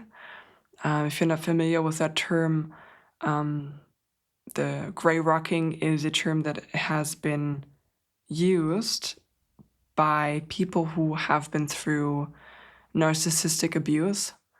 And it's a technique to use when you are engaged either with the narcissists themselves or with the enablers, the people around, the flying monkeys, that are bringing all of the information that you share with them to the narcissist, who will then use it against you. And gray rocking is basically not talking about how you're not really sharing anything of importance. You know, you're not really giving them anything to latch onto. It's like, just like becoming so incredibly uninteresting and so incredibly boring that there's nothing really to tear apart anymore, because you can decide how much you share when you're talking to others, and it's fine for you to withdraw to that mode when it's necessary. And it's important for you to know that this is not a step back when it comes to your expression. It's a means of survival and a means of self-preservation. It's being smart about the battles that you choose to fight and knowing when it's just wasted energy, basically. So it's okay for you. It's okay for you to do that. And the ancestors are very firm on that. Like, it's okay for you to do that. For the next message, remember I said elephant, frog, dragon merges into one. We're going to start talking about the elephant, because the elephant is an unstoppable force. It is an energy that is unstoppable, and you hold this quality within you. You are unstoppable.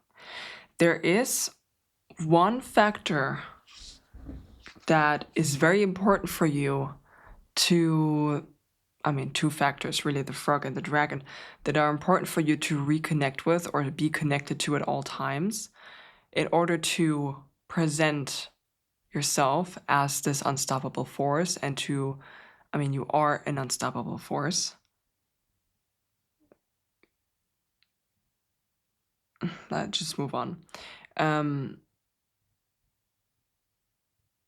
The frog is speaking about how you take care of yourself, about the nurturing environment that you create for yourself and how you take care of your physical body. You know, the frog is an animal that can sit by the water for quite a while, but at some point it's an amphibian. At some point it needs to return to the water. It needs to be immersed in water again in order to stay healthy. So the regular cleansing of your energy is really important, as well as creating an environment for yourself that is nourishing and nurturing and fulfilling your needs of your physical body. That means going back to the basics, nourishing yourself in a way that feels good to your body, getting enough sleep, getting enough playtime, that kind of thing. So really the basics. And when you have this in check, when you have your energy hygiene in check and the way that you take care of yourself, that's when you can fully tap into this quality of being unstoppable. Because when you maintain the system well, very, very well, obviously you have full access to all of your energy and you can go full force. At some point, if you are only trying to push, or you're trying to move forward and you don't take care of yourself the right way, obviously, eventually, the fuel will run out and you won't be able to push anymore. And like a car that, then the car needs to be towed and needs to be get some repairs, that energy. So be mindful of that. And the card of dragon, I feel like I want to read the card of dragon to you. And I'm gonna do that. Let me grab it.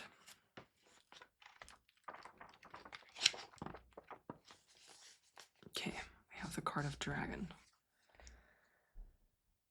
Because it brings home a lot of the messaging that we've heard. Dragon. Ether.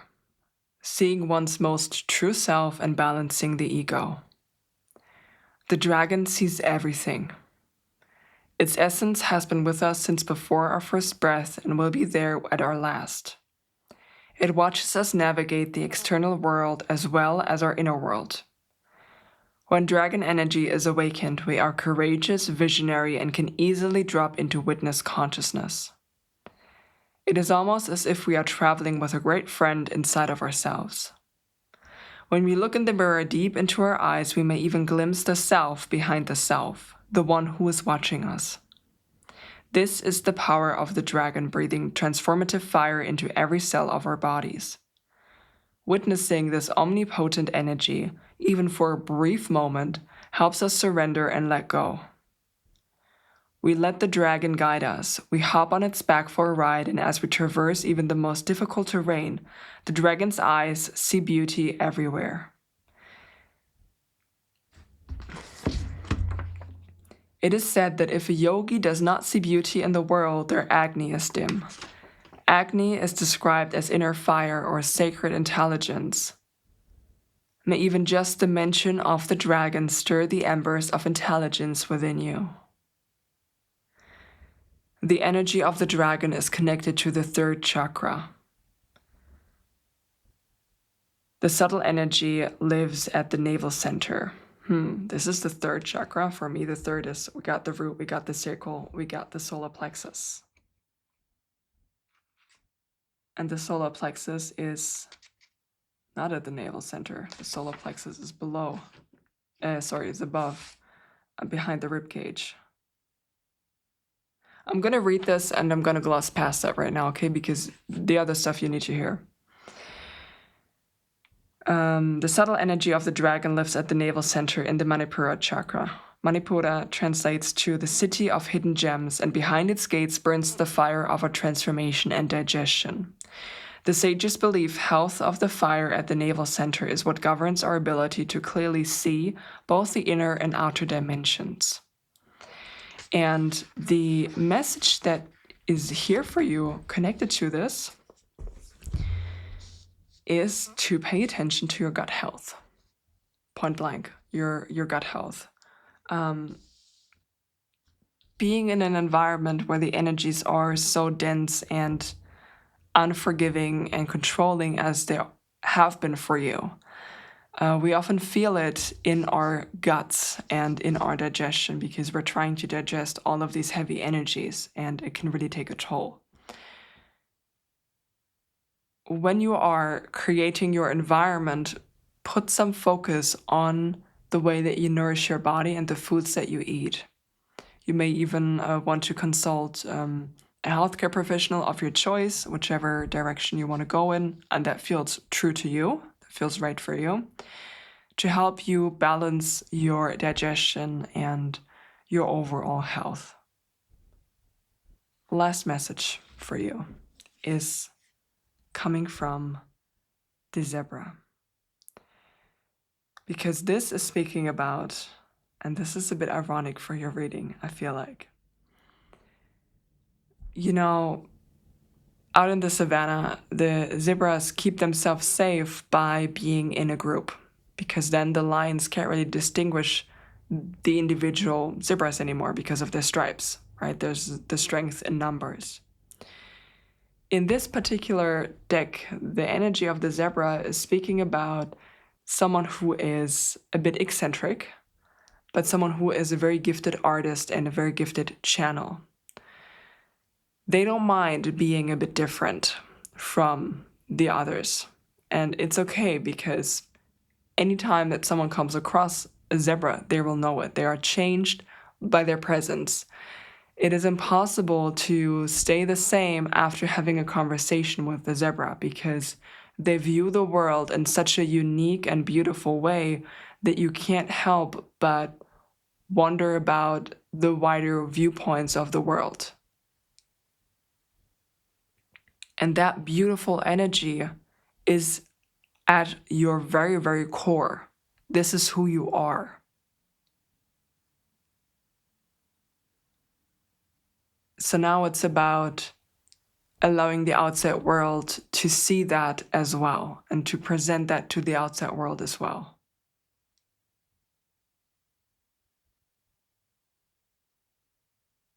Right.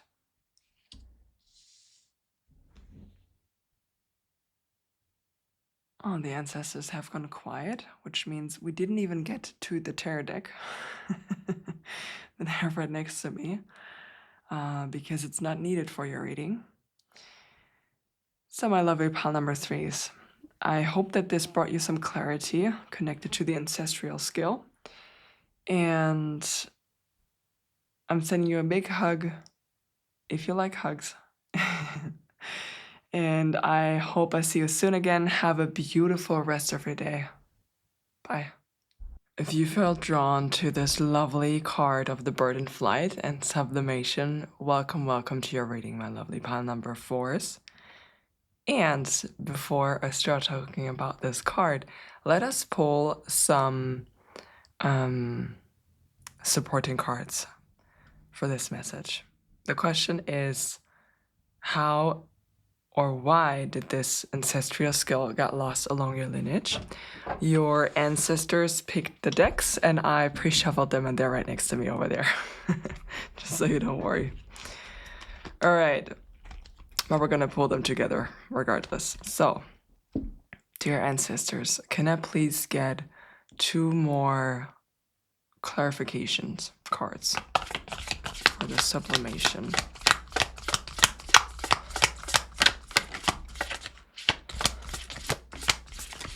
Thank you. Nice and orderly. Okay, bottom deck energy is the card of winter. Okay.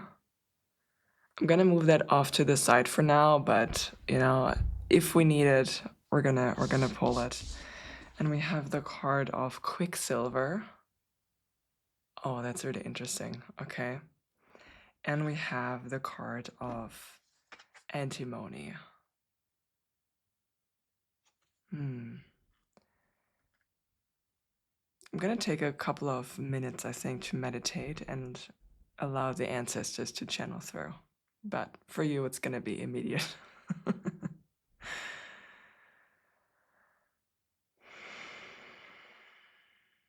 I'm going to describe the energy starting with the card of Antimony, and then we will work our way through the others, because antimony is a metal that is known to be very, very corrosive.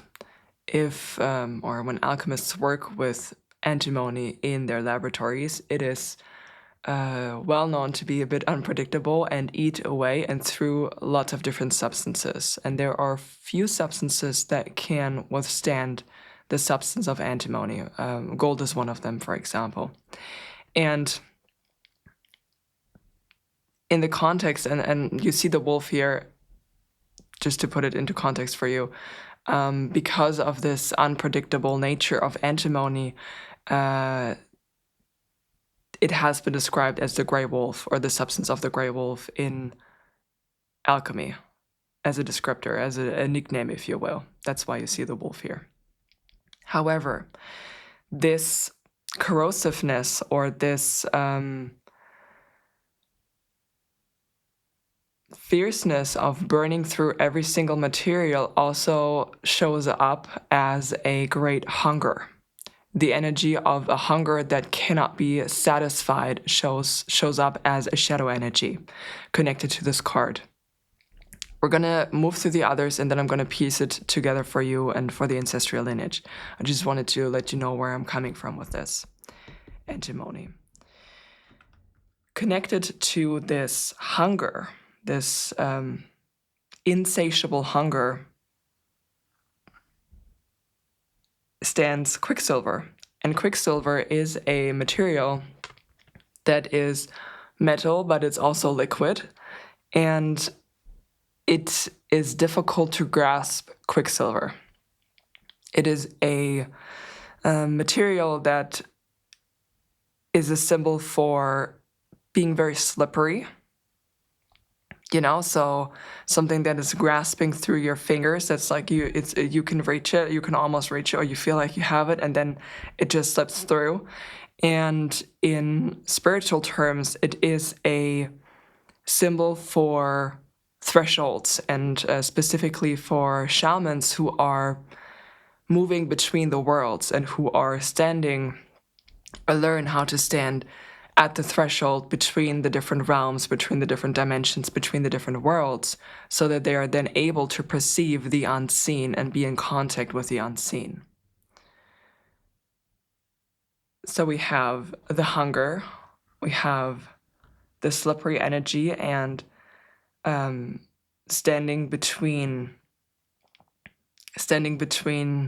the worlds, being a bridge, if you will. And the crown of this trifecta is sublimation. And sublimation is a card that speaks about the situation or the alchemical process when a particular material has been heated up so much that it turns into gas. So we're turning, let's say, a liquid into gas. And so it floats up and up and up away. It's about the ascension, about the rising and the changing of the materials from one to the other. What this means for your ancestral line is that there is a shadow energy connected to the spiritual practices and a shadow energy connected to the process of ascension. With ascension, while it is a beautiful evolution of the soul, naturally, like everything, it has shadow aspects. And a shadow aspect can be to feel better than others, to feel like you are the only one who knows what's true and the others have no idea what they're talking about. And there is a feeling of being better than others because of your beliefs, because of what you know to be true. That's the shadow energy connected to this. There is a spiritual or religious tradition that has been practiced in your ancestral line that has generated this false sense of superiority. And it is something that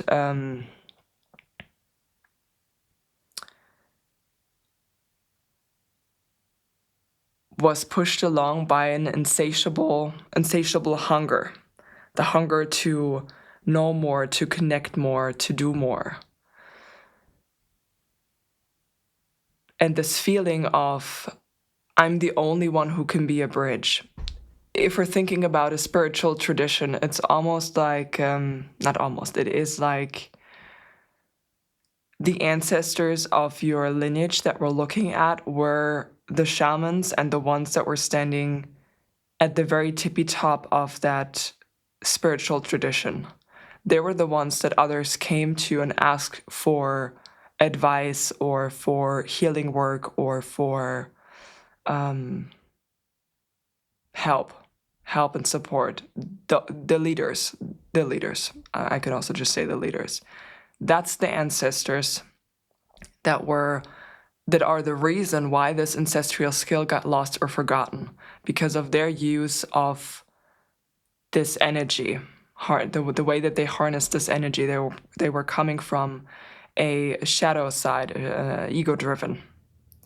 That's why it got lost or forgotten. Can we maybe get a little bit more on...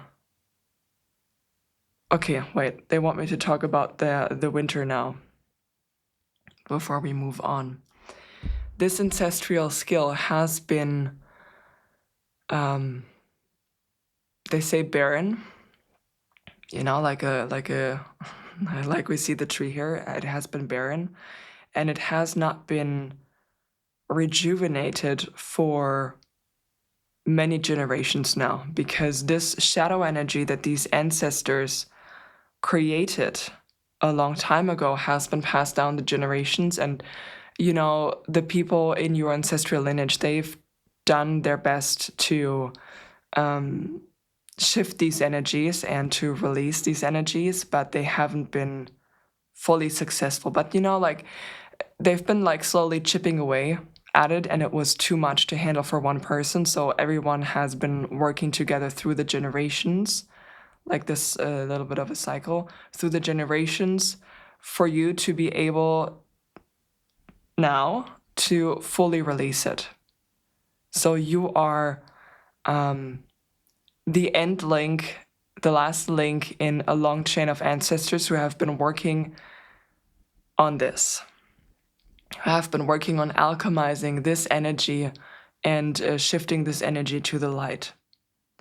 And you're the last one in that particular link. So it means that you are not only freeing that energy, this ability to stand at the threshold, to perceive, to be a bridge, not just freeing that energy up for yourself, but you're freeing it for the entire ancestral lineage that will come. They're saying that spirits put a stop to it. Something tragic happened to the last shaman. That's how they're bringing it through. Something tragic happened to the last shaman, and the way that this ended, it was like energetically, the tunnel was collapsed. Energetically, the tunnel was collapsed.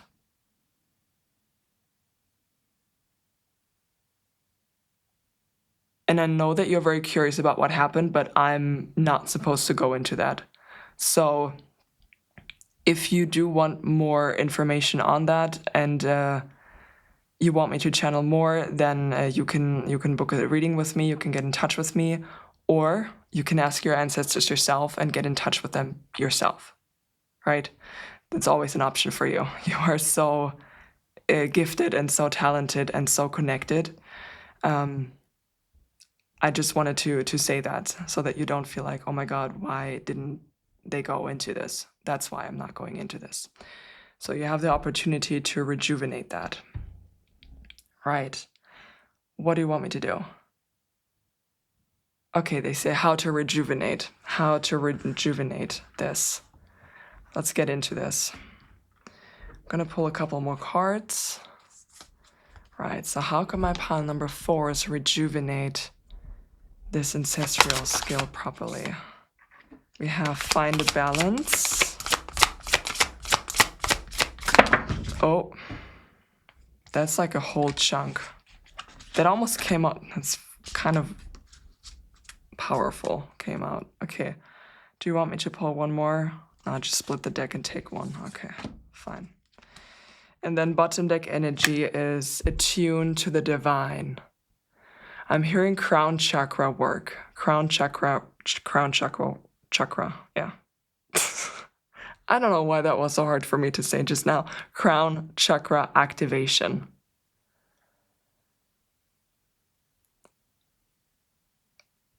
It's not so much that you actively need to do a lot of things to activate your crown.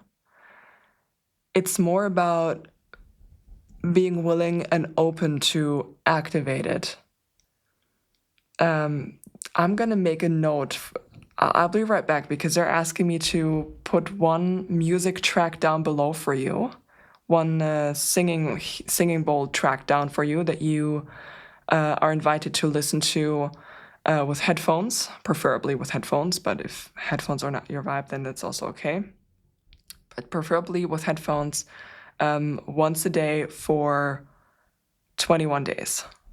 For 21 days. And it's a free track, yeah? Okay, just wanted to mention that. Let me make a note so that I remember to put that down for you.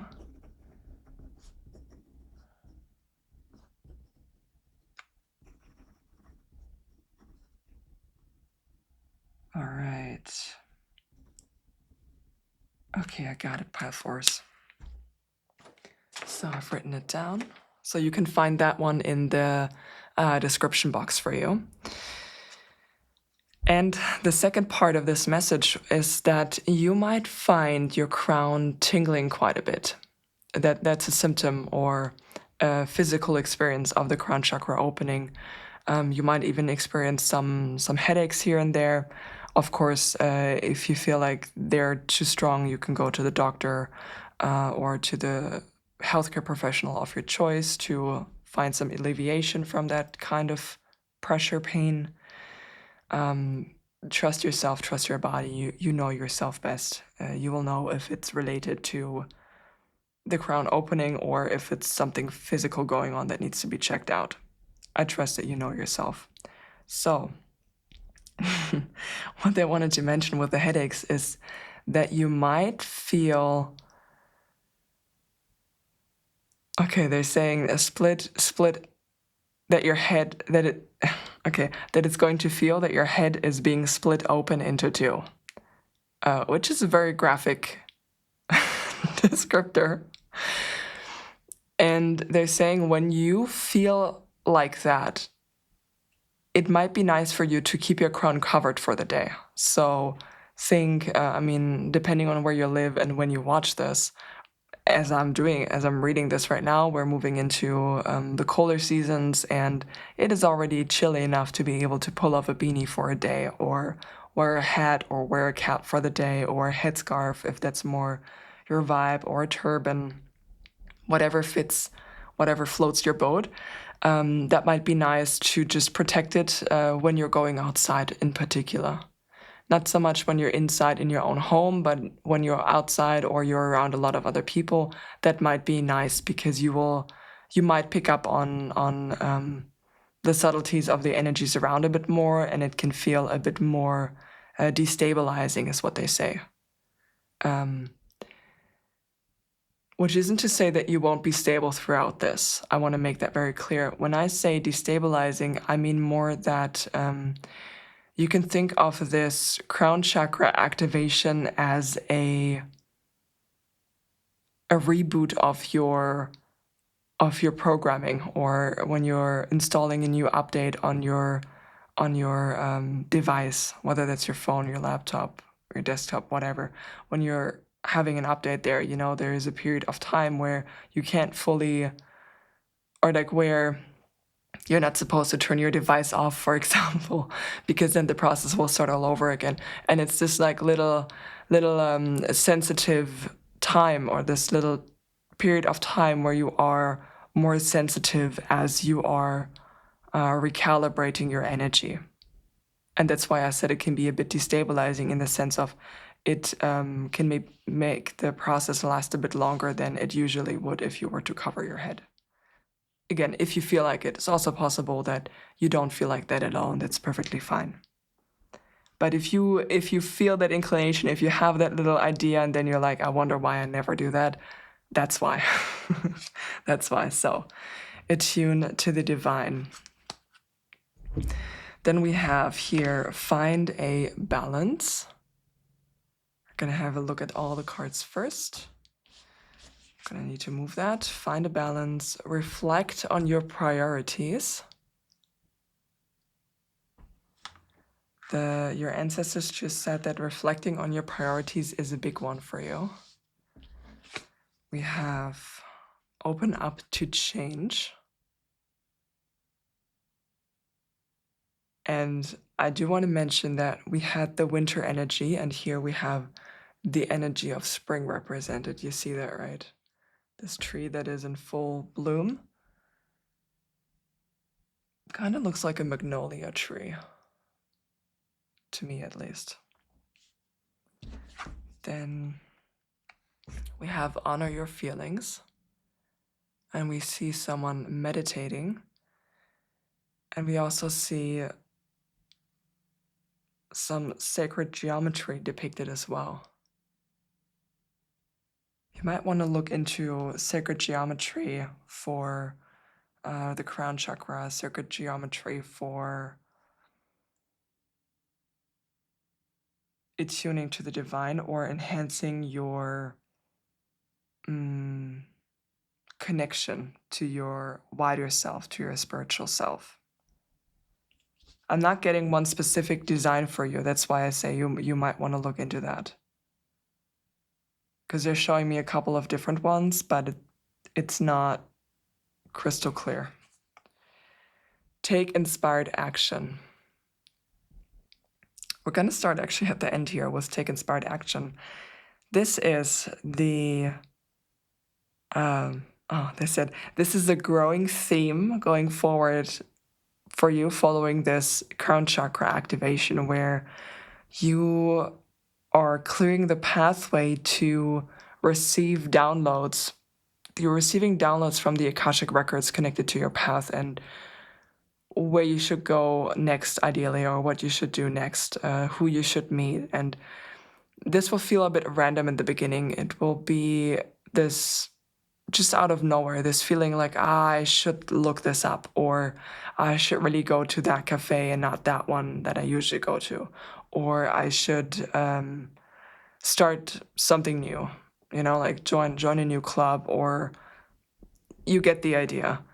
These inspired actions, both little and big, are going to drop into your mind as an inspired download. So you're invited to take these actions and see what happens. There is a sense of the divine wanting to work together with you to reinstate your trust in these energies. Trust is a big, at the moment, a big limiting factor in your ancestral lineage, obviously, because of the people who were experiencing this, not just this tragedy, but this feeling of needing to be better than and needing to adhere to this particular spiritual traditions, etc., the shadow energy, the people who were experiencing the shadow energy and got the full blast of these shadow energies have naturally developed an aversion, a distrust, and a fear of the spiritual realms altogether. And particularly the ones that are, how should I put this? Particularly the ones that are veering away from the tradition that they have been taught. Yeah, particularly the ones that are either contradictory or even just marginally different from that one tradition that has been taught by these leaders.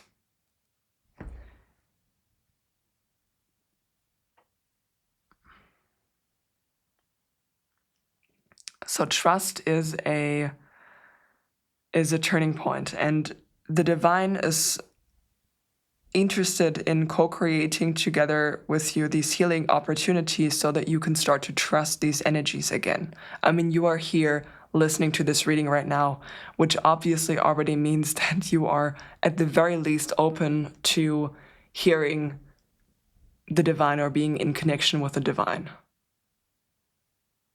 Because you are connected. It's just about strengthening that trust. And if you have doubts creeping in and distrust popping up, it's also important for you to know that if it's concerning something that you previously would not have had a second thought about it, because you are a spiritual person. Again, otherwise you wouldn't be here listening to this right now. And if it crops up and it surprises you, just know that it's like trickling down from the ancestral lineage. It's not your own feeling, so to speak, or your own distrust. It's that it's coming through you, expressing itself through you, because you can clear it for the ancestral lineage. If that makes sense to you.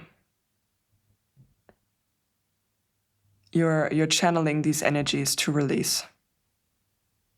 Again, everyone in this chain of ancestors has been chipping away at it, and this is the last bit of the clearing. So there is a little bit trickling through, but I don't feel like it's super. The energy doesn't feel super intense. It's just like here and there, here and there. So taking the inspired action, finding a balance, finding a balance.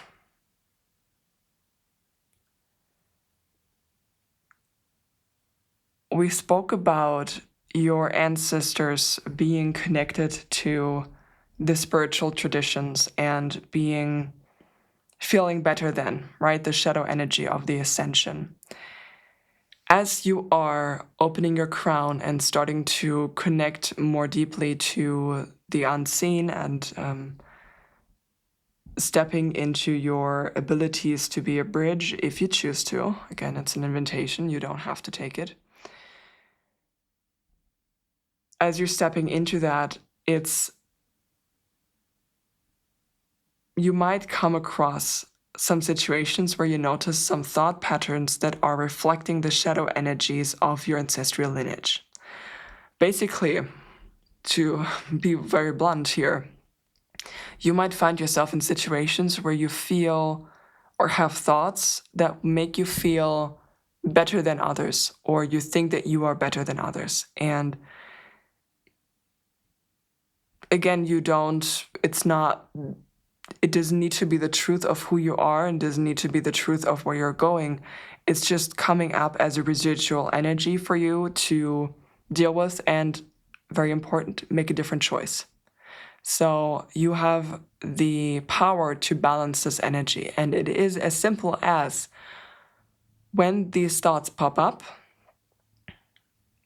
taking a moment and stopping yourself, pausing, and just thinking or saying out loud that you're choosing the light energy of this ascension, or I would say, I am not doing this anymore, or we're not doing this anymore. I choose the light, and I'm not better than anyone else. You can put it in your own phrasing, of course. The details of what I just said are not so important. It's just about the general way of handling that situation. And then you can just drop it. It's just about making a different choice. And it's also not something that I feel will come up a lot. It's just every now and then it might drop in, maybe a bit more frequent for a short period of time, and then it's just gonna fade out. So again, this doesn't feel like it's major. It's more that you've heard about it once, so when it pops up, you know why this is coming up and what to do with it, how to handle it, basically. We've got reflecting on your priorities. Your guide said that this is a big one for you. So ancestors, what's your message for this one? Oh, the question they want me to pass on is, why are you doing this?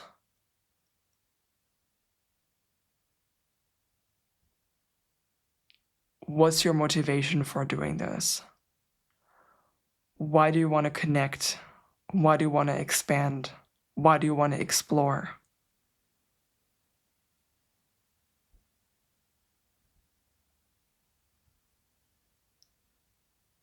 They just say it's a question for you to journal about, sit with, and revisit from time to time. This is a question that is particularly potent when it comes to discovering and connecting with different techniques of traveling. We're talking astral traveling, leaving the body behind. We're talking about different techniques to be a bridge, to be a medium. Why are you doing it? What's your motivation? And being mindful of that, and again, balancing that out and looking at the light energy, looking at the possible shadow energies, and then making choices according to that, and potentially correcting course if you feel like you need to.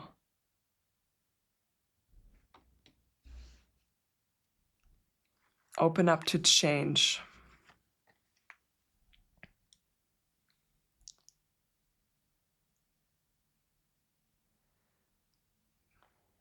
This is a new chapter for your ancestral lineage and for you as well. They want me to take honoring the feelings as well.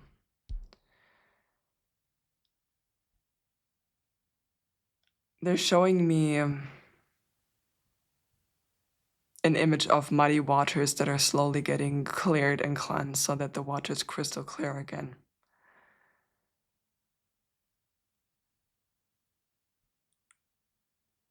The sacral chakra is also coming through.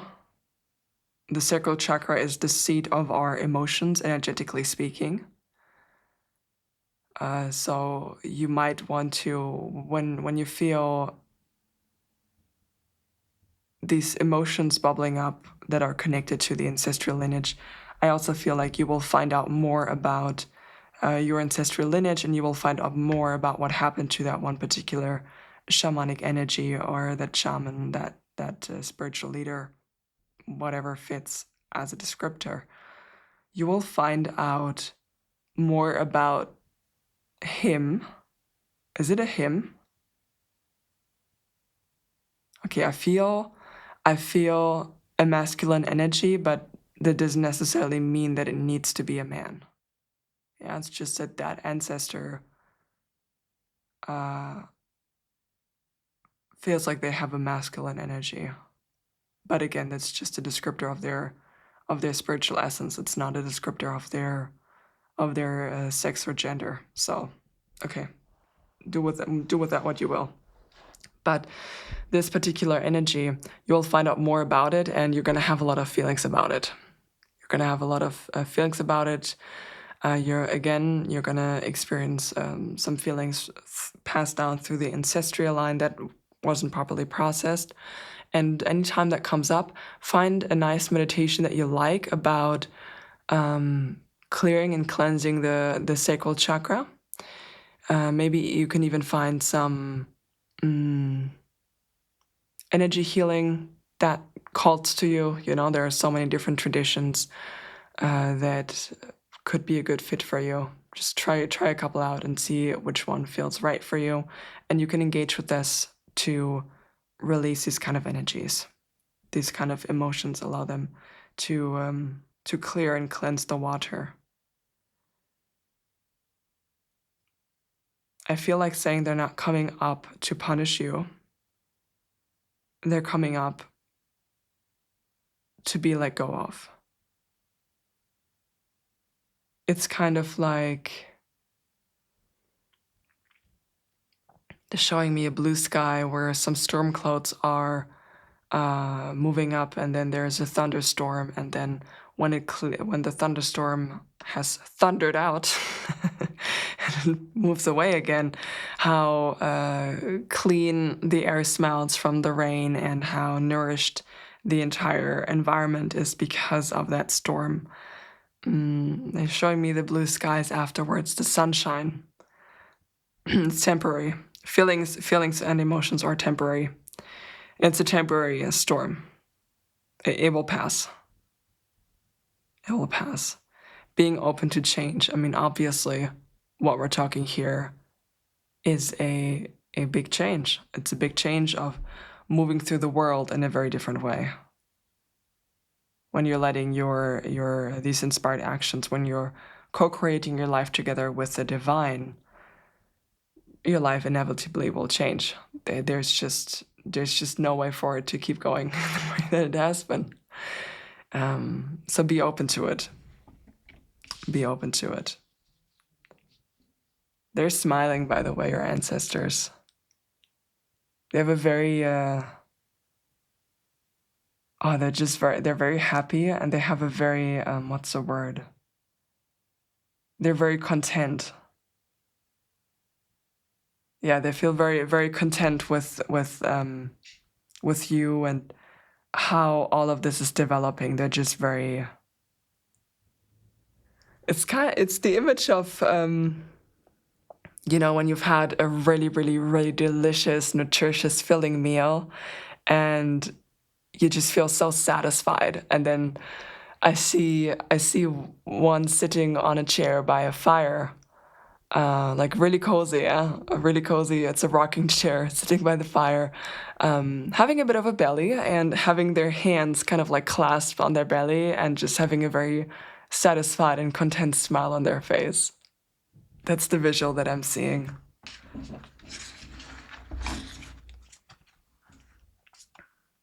Oh my god, that's so nice. We're gonna put this one at the top. And then we have a little bit more, but not too much. I feel like we have already been through the bulk. So you've already gotten a lot of advice. Let's maybe pull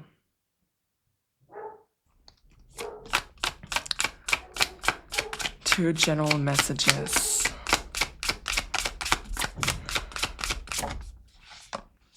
Get the card of the tiger. Okay. Oh. Thank you. There is a little bit. There's one more, please. No, not that one, I guess. Thank you. Because I want to talk a little bit about your energy and the energy that you carry now. We got the card of the tiger. And we have the card of the eagle. And what's really funny to me is that the tiger in this particular deck is you see the moon right here, right on top of the third eye. This is an energy that is speaking about or is a representation of the moon. So everything mysterious, the subconscious, the ease in darkness as well, because tigers do hunt when it's dark. So being able to see very, very clearly in the darkness. In the context of your reading, this is talking about your psychic vision. And when I say psychic vision, it doesn't necessarily mean clairvoyance. There are all of these other psychic senses. It could be possible that you are very clairaudient. Could be possible that you develop a strong claircognizance, which is just knowing a bunch of things and not knowing how you know them. Like thoughts dropped into your head and just knowing that they're fact. We could have clairsentience, which is a very strong sense of psychic feeling. Can show itself in lots of different ways. Feeling when energies are around, for example, spirits around, where the room just feels different. Right, if you want more about that, read up on it. I'm going to go deeper into this. This is the manifestation of being able to perceive these unseen energies very, very clearly, because you are very at ease in the darkness, becoming very at ease and having a very strong natural inclination for the subtle energies. And the eagle is a representation of the sun energy. So that is the conscious, that is the power to take the information that you psychically pick up on and turning them into action to change the physical. You see, even in this card, the eagle is about 1 second away from grasping and actually catching the sun, right? This is full hunter precision mode. You have, at this present moment, no idea about the power that you do actually hold once you're able to combine these two. This is a force of nature. Like, you are a force of nature to be reckoned with. There's no way around that, and no doubt about that.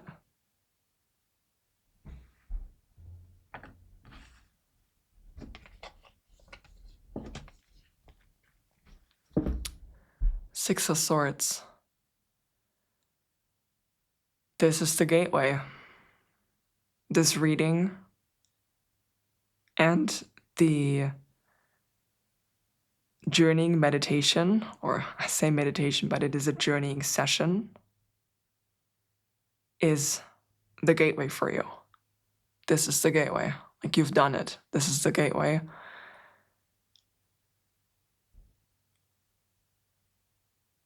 they don't want me to say anymore. They're just repeating, this is the gateway.